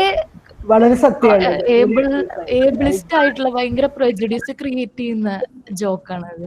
അത് പ്രജുഡിസ് ഉണ്ടായതും പ്രജുഡിസ് വീണ്ടും വീണ്ടും ക്രിയേറ്റ് ചെയ്യപ്പെടുകയും ചെയ്യുന്നുണ്ട് അതില്. അപ്പോ ഇങ്ങനെയുള്ള ഡിസ്കഷൻസിൽ അതും അങ്ങനെയുള്ള കാര്യങ്ങളോട് അഡ്രസ് ചെയ്താൽ കുറച്ചും കൂടി അക്കാഡമിക്കലി അവെയർ ആയി തീരുന്നുണ്ട്. ഈ ചങ്ങാതി കണ്ണാടി മാത്രമല്ല, കണ്ണാടിയും വേണ്ടെന്നാണ് എന്റെ PG ഫ്രണ്ട്സ് എന്നെ പഠിപ്പിച്ചിട്ടുള്ളത്. അവരെ I think I so many things better than the others who are visually able to see when I was doing PG there. I think I want to ഇതിൽ ആഡ് ചെയ്യാനുള്ളത് ഈ പറഞ്ഞതുപോലെ ശരിയാണ്. അതേപോലെ തന്നെയുള്ളതാണ് മെന്റൽ ഹെൽത്ത് ഇഷ്യൂസിനുമായിട്ട് റിലേറ്റ് ചെയ്തിട്ടുള്ള jokes ഉണ്ട് continuously use ചെയ്യുന്നത്. അതിൽ വരുന്ന ഒരു പൊളിറ്റിക്കൽ കോൺടെക്സ്റ്റും ഈ പറഞ്ഞതുപോലെ ഉണ്ട്. എങ്ങനെയാണ് ഒരാളുടെ വർത്ത് എന്ന് പറയുന്നത് ഈ സൊസൈറ്റിയിൽ ജഡ്ജ് ചെയ്യുന്നത് how this person can contribute to the economy എന്നുള്ളതാണ്. ഞാൻ ഇതിൽ ഈ അടുത്ത there was a beautiful article, I don't remember the name of the author actually, in which it clearly says that how ഈ IQ EQ എന്നുള്ളത് മുതലുള്ള വാക്കുകൾ ഉപയോഗിക്കുന്നതും അത്തരത്തിലുള്ള ഈവൻ മെഡിക്കൽ ഫീൽഡിൽ വരുന്ന, അതായത് മെഡിക്കൽ ഫീൽഡിലെ ഡയഗ്നോസിസ് അടക്കമുള്ള എല്ലാ കാര്യങ്ങളിലും എങ്ങനെയാണ് ഇത് കടന്നു വരുന്നത് എന്നുള്ളതിനെ പറ്റിയിട്ട് അതെങ്ങനെയാണ് പിന്നീട് ഈ പറയുന്നത് പോലെ ജോക്സും ജോക്സിലൂടെ കൺവേ ചെയ്യുന്നത് എന്നുള്ളതിനെ പറ്റിയിട്ട് ഈവൻ ഇപ്പോ മലയാളത്തിലെ മിക്ക കോമഡി ചാനലുകൾ അല്ല കോമഡി പരിപാടികൾ എന്ന് പറഞ്ഞു വരുന്ന എല്ലാത്തിലും ഇതൊരു വലിയ കണ്ടന്റ് ആണ്. ഡേ ടു ഡേ ലൈഫിൽ ഉപയോഗിക്കുന്ന കുറെ ജോക്സ് എന്ന് പറയുന്നതിൽ ഈവൻ കളർ, സ്കിന്നിന്റെ കളർ എന്നതിൽ എല്ലാം വരുന്നുണ്ട്. ട്രൈബൽ കമ്മ്യൂണിറ്റീസിനെയുള്ളത്, mental health issues, mentally emotional health issues, intellectual ആയിട്ടുള്ള ഇഷ്യൂസ് എന്നുള്ളത് മുഴുവൻ എല്ലാം ഇഷ്യൂസ് ആയിട്ടാണ് കണക്കാക്കുന്നത്. അത് ഒരു ഡിഫറെന്റ് ആയിട്ടുള്ള എല്ലാത്തിനെയും അത്തരത്തിൽ റിഡിക്യൂൾ ചെയ്യാൻ, നോർമൽ അല്ല എന്ന് സ്ഥാപിക്കാനും റീഎസ്റ്റാബ്ലിഷ് ചെയ്യാനും ഈവൻ ടുഡേ ഈ റോസ്റ്റിംഗിന്റെ മിക്ക വീഡിയോസും കണ്ടു കഴിഞ്ഞാൽ ഈ കമന്റുകൾ വീണ്ടും വീണ്ടും കയറി വരുന്നതായിട്ട് കാണാൻ സാധിക്കും. Thank you for pointing out that.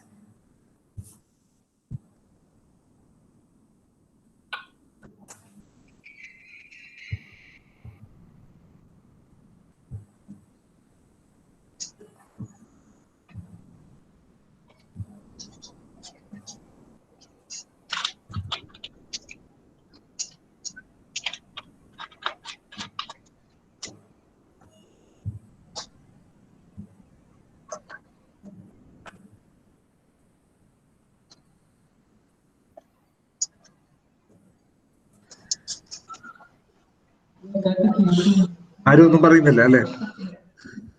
Okay, ഒരു കാര്യം തോന്നി ജാനകി പറഞ്ഞതിന്റെ അതിന് ഇപ്പൊ എല്ലാവർക്കും തമാശ പറയാൻ പേടിയായിരിക്കുകയാണ് ശരി.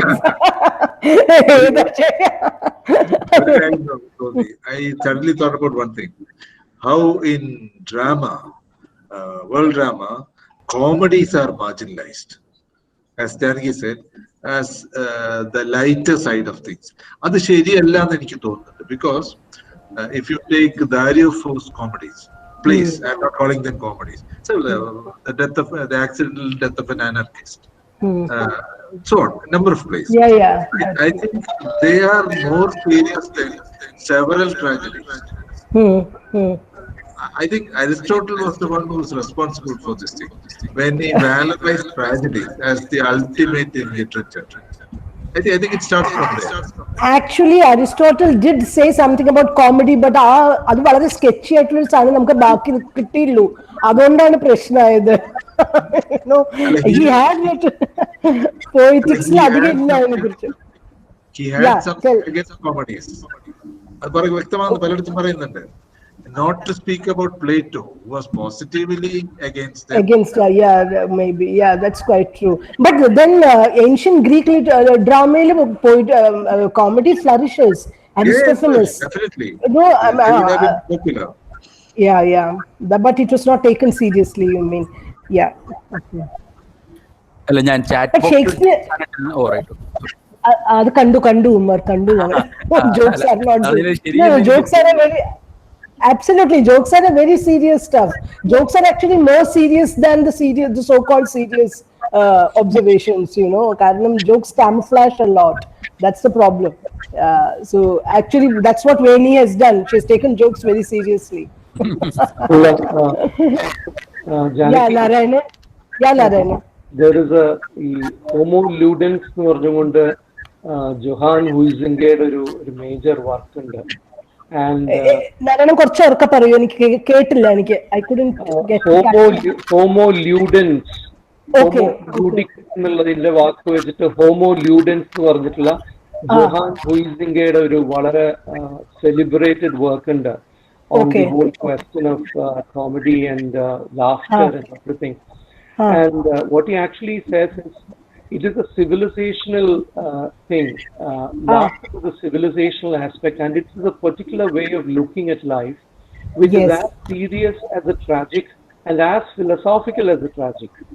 The only thing is that because it is most often quite iconoclastic or quite it is quite anti-authority. There has always been a tendency from the earliest time onwards to actually diminish or see it as something not as important as tragedy, not as serious as tragedy. This is there. But if you look at our own traditions here, folk aanengilum allatha mainstream traditions aanengilum folk aanengil, there has always been, unlike the Greek or the Western tradition, we have always had a very strong presence of humor and satire. അപ്പൊ നമ്മുടെ നാടകത്തിലെ പ്രഹസനവും ഊഹാമൃഗം എന്നൊക്കെ പറയുന്നത് കൃത്യം space കൊടുത്തുകൊണ്ടുള്ള comedy നാടകത്തില് എന്താ പറയാ ഹാസ്യം എന്ന് പറയുന്ന ഒരു ഭാവം തന്നെ അല്ലെങ്കിൽ രസം തന്നെ കൃത്യമായി ഉൾപ്പെടുത്തുമ്പോൾ as equal to everything else and ഹാസ്യരസത്തെ പൂർണ്ണമായി ക്യാപ്ചർ ചെയ്യുന്ന പ്രഹസനം പോലെയുള്ള നാടക രൂപങ്ങൾ അംഗീകരിക്കുകയും ചെയ്യുമ്പോൾ ഇതിന് നല്ല സ്പേസ് ഇവിടെ കൃത്യമായിട്ടുണ്ട്. ഇപ്പൊ കേരളത്തിൽ പറയുകയാണെങ്കിൽ VK-നെ പോലെയുള്ള എഴുത്തുകാരൻ വേറൊരു ഭാഷയിൽ ഉണ്ടായിട്ടില്ല എന്ന് നമ്മൾ ഓർക്കേണ്ടതുണ്ട്. Absolutely. ഞാനത് ആ ഒരു ട്രാക്കും കൂടി വളരെ പ്രധാനമാണ് അല്ലേ? I mean, when we are talking about humor, the different traditions and different cultural contexts from which these humor emerges, that is also, I think, very vital to address. There is a small difference here in what Veni is actually saying here. Other major cultural difference ഉണ്ടെന്ന് തോന്നുന്നു. അപ്പൊ നമുക്ക് ഞാൻ പറയുകയാണെങ്കിൽ ഇപ്പൊ ബോധായനന്റെ വർക്കോ അല്ലെങ്കിൽ അരിസ്റ്റോട്ടലിന്റെ വർക്കോ അരിസ്റ്റോഫനസിന്റെ വർക്കോ അല്ലെങ്കിൽ VK-ന്റെ വർക്കോ ഒക്കെ നമുക്ക് ക്ലാസ്സിൽ പെടുത്താൻ പറ്റുമ്പോ അതിനകത്തും ഡിസ്ട്രക്റ്റീവല്ല പരിഹാസം എന്ന് പറയുന്നത് ഡിസ്ട്രക്റ്റീവ് അല്ല. അതിനകത്ത് ഓൾസോ ഞാൻ നേരത്തെ പറഞ്ഞൊരു സിവിലൈസേഷണൽ ആസ്പെക്ട് ഉണ്ട്. പക്ഷേ is actually it pains to establish that ഈ റൈറ്റ് വിങ്ങിന്റെ ഈ സെറ്റയറിൽ വേറൊരു ആസ്പെക്ട് ഉണ്ട്, ഒരു ഭയങ്കര ഇൻജൂറിയസ് ആയിട്ടുള്ള ഭയങ്കരമായിട്ടുള്ള എന്താ പറയാ വയലൻസിന്റെ ഒരു ആസ്പെക്ട് ഉണ്ടെന്നുള്ളതാണ് വേണ്ടി പറയുന്നത്. I think she is very right. That is, I think, the crucial difference between the forms of humor of satire and the form of satire that you find in the right way. Yeah, I understand. Yeah, definitely. Other methodological difference alla adu. It's not a methodological difference. It's much more. It has to do with a political difference, I think. When this whole issue of feminist and anti-feminist സംഗതികൾ വരുന്നില്ലേ, ഇപ്പൊ ഞാൻ പറയുന്നത് anti women ആയിട്ട് വരുന്ന ഒരു പക്ഷേ കൾച്ചറിനകത്ത് layered ആയിട്ട് നിൽക്കുന്ന വളരെ നോർമലൈസ് ചെയ്യപ്പെട്ടിട്ടുള്ള ഒരു തമാശ രൂപവും ഒന്നും ആന്റി ഫെമിനിസ്റ്റ് ആയിട്ട് വരുമ്പോഴേക്കും അതിന്റെ കളറും അതിന്റെ സ്വഭാവവും മാറുന്നുണ്ട്. അത് പ്രത്യേകിച്ച് ആ ഉത്തര കൊലപാതകം ഒക്കെ നടന്ന സമയത്ത് വന്നിരുന്ന തമാശകളും അതിനെപ്പറ്റി സംസാരിക്കാതെ, very true. And also I know, നമുക്കറിയാം ഒരുപാട് കേസുകൾ നമ്മളിപ്പോ ഈ ഫേസ്ബുക്കിലൊക്കെ കണ്ടില്ല. അപർണ പ്രശാന്തിയെ പോലെയുള്ള കുട്ടികളൊക്കെ അനുഭവിച്ചത് ഫിനോമിനൽ, വെരി വയലന്റ്. അതേ സംഗതി തന്നെ ഈ കാസ്റ്റിന്റെ കാര്യത്തിൽ ഉണ്ടാവുന്ന ജോക്കുകളും ഒക്കെ മുമ്പുണ്ടായിരുന്നതും ഇന്നും ഒരു അർത്ഥത്തിൽ കൾച്ചറിന്റെ ഭാഷയുടെ തന്നെ ഭാഗമായിട്ട് നിൽക്കുന്ന, ഇപ്പൊ ചെറ്റ എന്നുള്ള വിളി എന്നൊക്കെ പറയുന്ന സാധനം ഭാഷയുടെ അകത്ത് തന്നെ നിൽക്കുന്ന സംഗതിയാണ്. പക്ഷെ ദളിത് ആക്ടിവിസത്തിനെതിരെ വരുന്ന അല്ലെങ്കിൽ ദളിത് പൊളിറ്റിക്സിനെതിരെ വരുന്ന, പൊളിറ്റിക്സിനെതിരെ വരുന്ന വിമർശനം അല്ലെങ്കിൽ പരിഹാസം എന്ന് പറയുന്നത് ക്ലാസ് ഡിഫറൻറ്റ് ക്ലാസ്, അവിടെയാണ് ഈ വയലൻസ് മുഴുവനും വരുന്നത്. I know, that is true. Allah, that's a very interesting difference that you're pointing out. I mean, something that is anti-women is different from anti-feminist, anti-caste is different from anti-Dalit activist. Our subtle difference is very important. I think we should take note of. That's very important.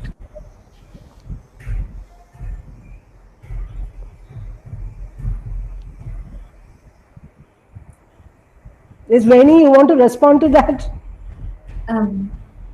അതില് ഈ പറഞ്ഞതുപോലെ എഗ്രീവിംഗ് എന്ന് തന്നെയുള്ളൂ. അതിൽ anti feminist ആയി വരുന്ന സമയത്ത് അല്ലെങ്കിൽ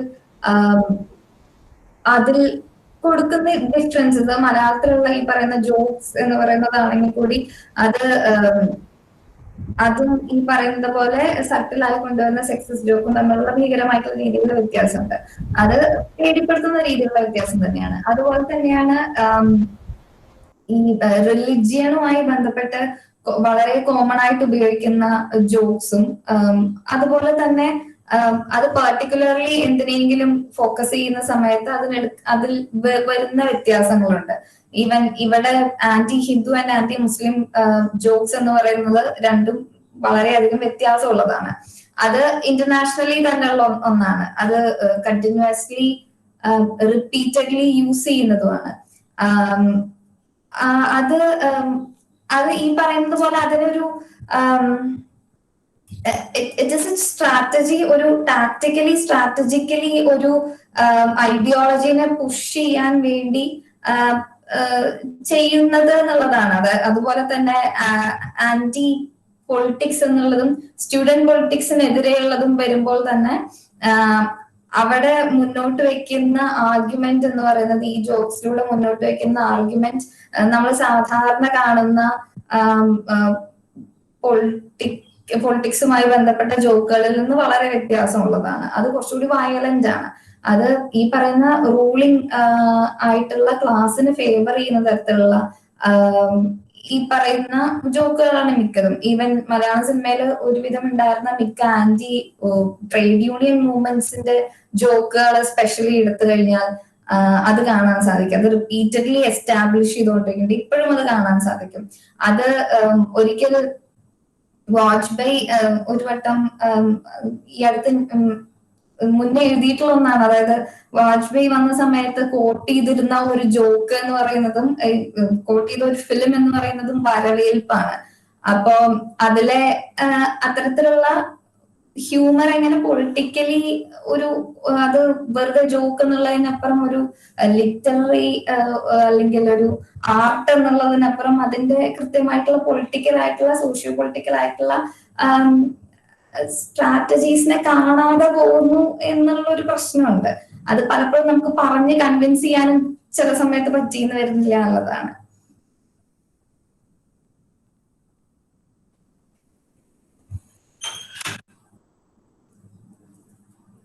ഇതില്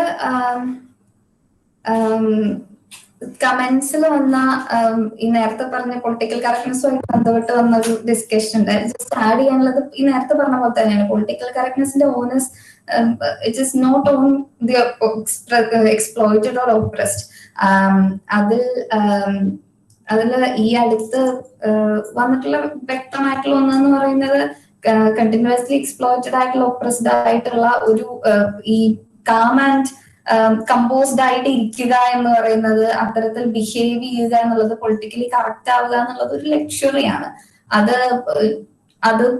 അത് ബേസ് ചെയ്തുകൊണ്ട് ഈ പറയുന്ന, അതായത് പൊളിറ്റിക്കലി കറക്റ്റ് അല്ല എന്ന് പറഞ്ഞുകൊണ്ട് ഓൾറെഡി ട്രഡീഷണലി ഓപ്രസ്ഡ് ആയിട്ടുള്ള കമ്മ്യൂണിറ്റികളെയും ഉന്നം വെക്കുന്നത് ഇപ്പൊ കാണാൻ സാധിക്കും. അതായത് അത് ഈ അടുത്ത് കൂടി കുറെ അധികം വന്നിട്ടുള്ളതാണ്. ദളിത് കമ്മ്യൂണിറ്റീസിൽ അല്ലെങ്കിൽ അവിടെയുള്ള പേട്രിയാർക്കിയെ ഫോക്കസ് ചെയ്യുന്ന സമയത്ത് അവിടെ പേട്രിയാർക്കലായിട്ടുള്ള ഇഷ്യൂസ് ഉണ്ട് എന്നുള്ളപ്പോ തന്നെ അത് എല്ലാം കറക്റ്റ് ചെയ്ത് പതുക്കെ വന്നോളൂ എന്നുള്ള ഒരിതാണ്. അതായത് എല്ലാം കൊടുക്കുന്നത് ഒപ്രസ്ഡ് ആയവരുടെ മുകളിലാണ്, എക്സ്പ്ലോയിറ്റഡ് ആയവരുടെ മുകളിലാണ് ഈ പറയുന്ന എല്ലാ റെസ്പോൺസിബിലിറ്റിയും വരുന്നത് എന്നുള്ളതാണ്. Aren't these non-injurious satires, as mentioned, available to few, while the ones we see today more accessible? The latter is not only popular, but also readily available, made due to the influence of technology.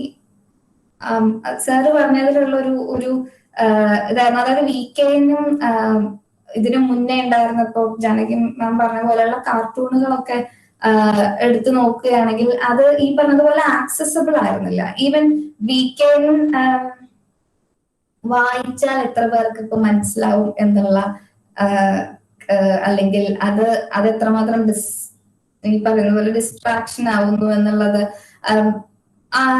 അതിൽ നിന്ന് ഇപ്പോഴുള്ള വ്യത്യാസം, അല്ലെങ്കിൽ ഈ പറയുന്ന ഇന്റർനെറ്റിന്റെ ഏജിലുള്ള വ്യത്യാസം എന്ന് പറയുന്നത്, ഈ പറയുന്ന ജോക്കുകൾ, ഇന്റർനെറ്റ് മീംസ് അല്ലെങ്കിൽ ഈ സ്റ്റോറീസ് എന്നുള്ള, അല്ലെങ്കിൽ ഈ സെൽഫ് പബ്ലിഷിംഗ് ഉണ്ട്, അതായത് ബുക്സ് ഈ റിലേറ്റഡ് ആയിട്ടുള്ളത്, ഇങ്ങനെയുള്ളതൊക്കെ ഈസിലി പ്രൊഡ്യൂസ്ഡ് ആണ്. അത് anyone can make it, anyone can share it, easily produced ആണ്, ഷെയർഡ് ആണ്, റീക്രിയേറ്റ് ചെയ്യുന്നു, റീമിക്സ് ചെയ്യുന്നു.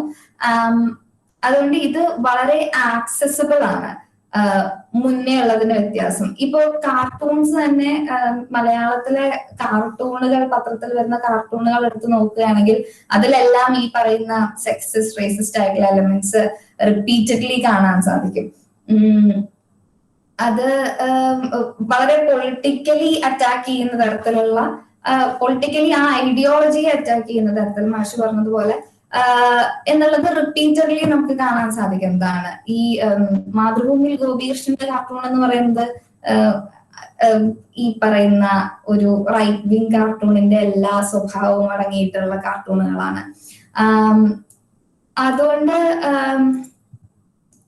ഐ തിങ്ക് ഇപ്പോഴത്തെ ഉള്ള ഒരു വലിയ ഇഷ്യൂ എന്ന് പറയുന്നത്, there were reports on how memes and trolls influence first time voters എന്നുള്ള രീതിയിൽ, അല്ലെങ്കിൽ ടീനേജിലുള്ള യങ് അഡൾട്ട്സിനെ എങ്ങനെ ഇൻഫ്ലുവൻസ് ചെയ്യുന്നു, പൊളിറ്റിക്കലി അവരെ ഫോക്കസ് ചെയ്യുന്നത് എങ്ങനെയാണ് ഇത്തരത്തിലുള്ള മീംസ് എന്നുള്ളത് ഈ അടുത്ത് കുറേയധികം റിസർച്ചുകൾ വന്നിട്ടുണ്ട്. Because it is accessible to them, easily accessible എന്നുള്ളത് കൊണ്ട്, അതായത് നമുക്കിപ്പോ കിട്ടുന്ന പല ഫോർവേഡഡ് മെസ്സേജുകൾ, ഫോർവേഡഡ് മീംസ് എന്ന് പറയുന്നത് it is hard to escape.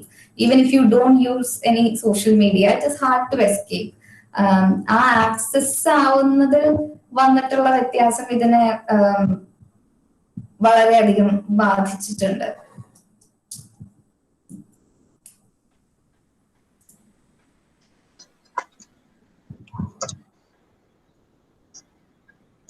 Veni, I was just thinking about this whole set of Mandir Wahi Banega comedies that we have on the internet.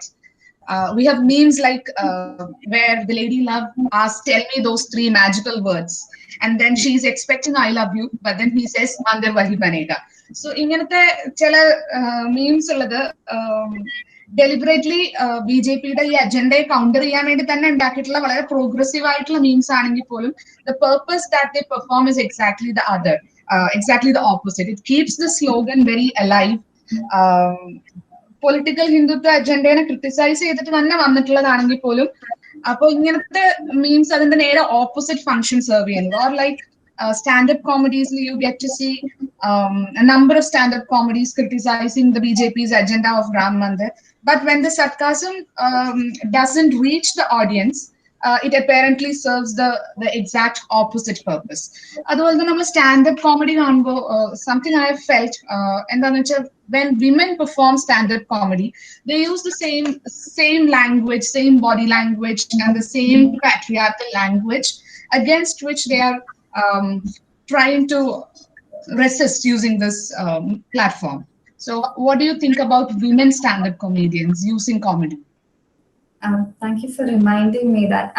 അതിൽ തന്നെ ആഡ് ചെയ്യാനുള്ളത് മന്ദിർ വഹി ബനായേഗ എന്നുള്ളതിനൊപ്പം തന്നെ ഉള്ളതാണ് ഈ ഗോ ടു പാകിസ്ഥാൻ എന്നുള്ള ഒരു അല്ലെങ്കിൽ ജയ് ശ്രീറാം എന്നുള്ളത്. ഈ ജയ് ശ്രീറാം എന്നുള്ളതിന് ഇപ്പൊ വയലന്റ് ആയിട്ടുള്ള ഇമേജസ് ആണ് അതിനോട് അസോസിയേറ്റ് ചെയ്ത് കിടക്കുന്നത്. വളരെ വയലന്റ് ആയിട്ടാണ് അത് നിൽക്കുന്നത്. കാരണം വളരെ സേഫ് സോണിൽ ഇരിക്കുന്നവർക്ക് മാത്രമാണ് ഇതെല്ലാം ജോക്കായിട്ട് എടുക്കാൻ പറ്റുന്നുള്ളൂ എന്നുള്ളതാണ്. അഫക്റ്റഡ് ആയിട്ടുള്ള കമ്മ്യൂണിറ്റിയെ സംബന്ധിച്ചോളം ഇതൊക്കെ ഫിയർ ഇൻഡ്യൂസിങ് ആണ്, ട്രോമ ഇൻഡ്യൂസിങ് ആണ്. ഈ പറയുന്ന ഗോ ടു പാകിസ്ഥാൻ എന്നുള്ളത് they started this slogan. അതിനെ ലൈവ് ആക്കി നിർത്തിയിട്ടുള്ളതിൽ അതിനെ റീഎസ്റ്റാബ്ലിഷ് ചെയ്തുകൊണ്ടിരിക്കുന്നതിൽ പങ്ക് എന്ന് പറയുന്നത് ഈ പറയുന്ന റെസിസ്റ്റൻസ് ആയിട്ട് യൂസ് ചെയ്തിട്ടുള്ള പല മീംസിനാണ്. കാരണം ഇപ്പോ ഒരു ഡേ ടു ഡേ ലൈഫില് സാധാരണ ഉള്ള കോൺവെർസേഷൻസിലടക്കം ഈ പറയുന്ന സ്ലോഗൻസ് കടന്നു വരുന്നുണ്ട്. Though it is used as a joke, but അതിന്റെ ആ ഹൊറർ, അതിന്റെ ടെററൈസിങ് ആയി നിർത്തുന്ന ഒന്നാണ്. പക്ഷെ ആ ടെററിനെ മാറ്റിക്കൊണ്ട് നമ്മൾ അപ്രോപ്രിയേറ്റ് ചെയ്യുന്നു എന്ന് അതിന് പറയാൻ സാധിക്കില്ല. കാരണം അതിനെ ലൈവ് ആക്കി നിർത്തുകയാണ്. അത് ത്രെറ്റൻ ചെയ്യുന്നവരെ ത്രെറ്റൻ ചെയ്തുകൊണ്ടിരിക്കുന്നുണ്ട്. അതുപോലെ തന്നെ വന്നിട്ടുള്ള കുറെ അധികം സ്ലോഗൻസ് ഉണ്ട്. ഈ August 5th വന്നിട്ടുള്ള മിക്ക മീംസ് ആൻഡ് ട്രോൾസ് ഡെമോക്രസിയെ ക്വസ്റ്റ്യൻ ചെയ്തുകൊണ്ടോ അല്ലെങ്കിൽ ഈ പറയുന്ന നടന്ന കാര്യങ്ങളെ ക്വസ്റ്റ്യൻ ചെയ്തുകൊണ്ടോ ആയിരുന്നില്ല.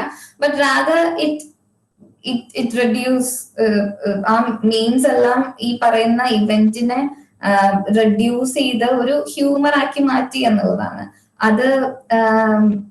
അതിൽ ആക്റ്റീവ്ലി പാർട്ടിസിപ്പേറ്റ് ചെയ്തിട്ടുള്ളത് റൈറ്റ് വിങ് ആയിട്ടുള്ള റൈറ്റ് വിങ് സോഷ്യൽ മീഡിയ മാത്രമല്ല, അതിൽ ആക്റ്റീവ്ലി പാസീവ്ലി ആണെങ്കിലും ഷാലോ എൻഗേജ്മെന്റ് ആണെങ്കിലും അത് എല്ലാ സൈഡിൽ നിന്നും ഉണ്ടായിട്ടുണ്ട് എന്നുള്ളതാണ് അതിന്റെ ഒരു പ്രശ്നം വരുന്നത്.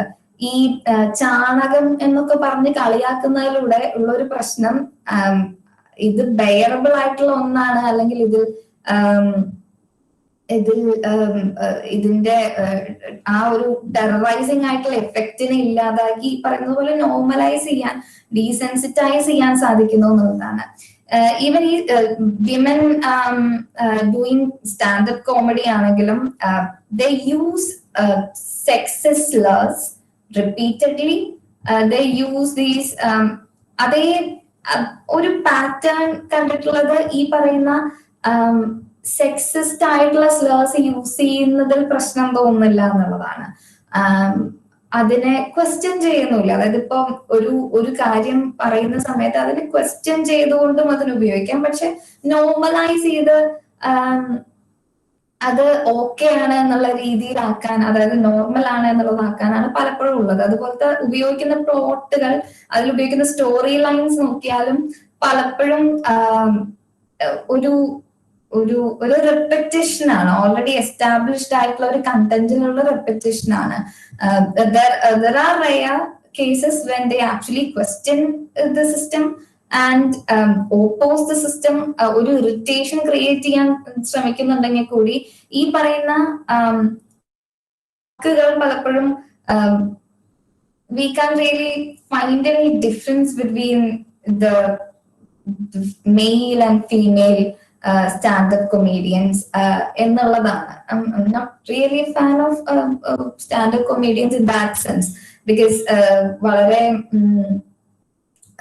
അത് സെറ്റ് ചെയ്യുന്ന, അതുപോലെ തന്നെ ഫെമിനിസം എന്നുള്ളതിന്റെ വളരെ ഷാലോ ആയിട്ടുള്ള ഒരു ഐഡിയ, ഒരു നറേറ്റീവ് എസ്റ്റാബ്ലിഷ് ചെയ്യാനും ഇവർക്ക് സാധിക്കുന്നുണ്ട് എന്നുള്ളതാണ്. ഫെമിനിസം എന്ന് പറയുന്നത് ലിബറൽ ഫെമിനിസം എന്നുള്ളതിനെയാണ് പലപ്പോഴും, അല്ലെങ്കിൽ ഈ പറയുന്ന വൈറ്റ് ഫെമിനിസം എന്നുള്ളതിനെയാണ് പലപ്പോഴും ഒരു ഗേൾ ബോസ് ഫെമിനിസം എന്ന് പറയുന്നത്. അതായത് you want to be the exploiter that you are opposing എന്നുള്ളതിലേക്കുള്ള തരത്തിലുള്ളതാണ് ഫെമിനിസം എന്നുള്ളതിനെ അതിനെ എസ്റ്റാബ്ലിഷ് ചെയ്യുന്ന തരത്തിലുള്ള സ്റ്റാൻഡപ്പ് കൊമീഡിയൻസും ഉണ്ട് എന്നുള്ളതാണ് അതിൽ വരുന്നത്. ഒരു ഐഡിയോളജിക്കൽ ആയിട്ടുള്ള ബാറ്റില് പലപ്പോഴും നമുക്ക് സ്ട്രെങ്ത് തരുന്ന ഒരു റെസിസ്റ്റൻസിന് സ്ട്രെങ്ത് തരുന്ന ആർഗ്യുമെന്റ്സ് പലപ്പോഴും ഉണ്ടാവുന്നില്ല എന്നുള്ളത് കാണാൻ സാധിക്കും. അത് ഓൾറെഡി എസ്റ്റാബ്ലിഷ്ഡ് ആയിട്ടുള്ള സ്റ്റീരിയോ ടൈപ്പുകൾ റീഎസ്റ്റാബ്ലിഷ് ചെയ്യാനും പലപ്പോഴും ഇവർക്ക് സാധിക്കുന്നുണ്ട് എന്നുള്ളതാണ് അതിന്റെ ഒരു കുഴപ്പം.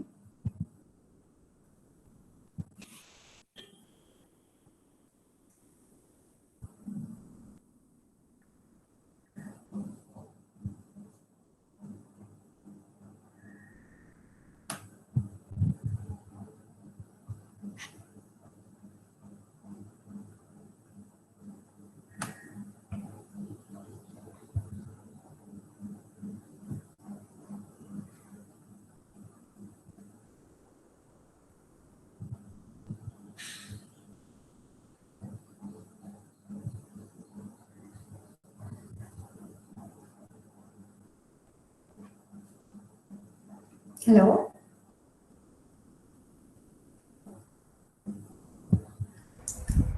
Asha, looks like we have run out of questions. Is that it? Yeah, it seems so. It seems so, ma'am. Yeah, so it's your call now. Yeah. Yeah, if there are no more questions, I think we'll call it a day. So thank you very much, Veni, for the presentation. And I mean, I'm really happy with the way this presentation has turned out, because a research for the paper, Veni was, she was so hesitant. But once she consented to do this, in every 2 days, she comes up with very innovative ideas. What about this? And of all the number of choices that she gave, so I know that she has many more innovative ideas with her. So equally discussion worthy ideas. So Veni will be meeting again for sure. So thank you so much for your time and for the paper. Thank you, teachers, scholars, and students, for your presence and your very active participation in the discussion. So we'll meet again next week. Yeah, thank you, Krishnaveny. It's a wonderful presentation, and the discussion was very lively, probably the liveliest we have had. Thank you. Yeah, thank you. Thank you. Yes. Thank you, everyone.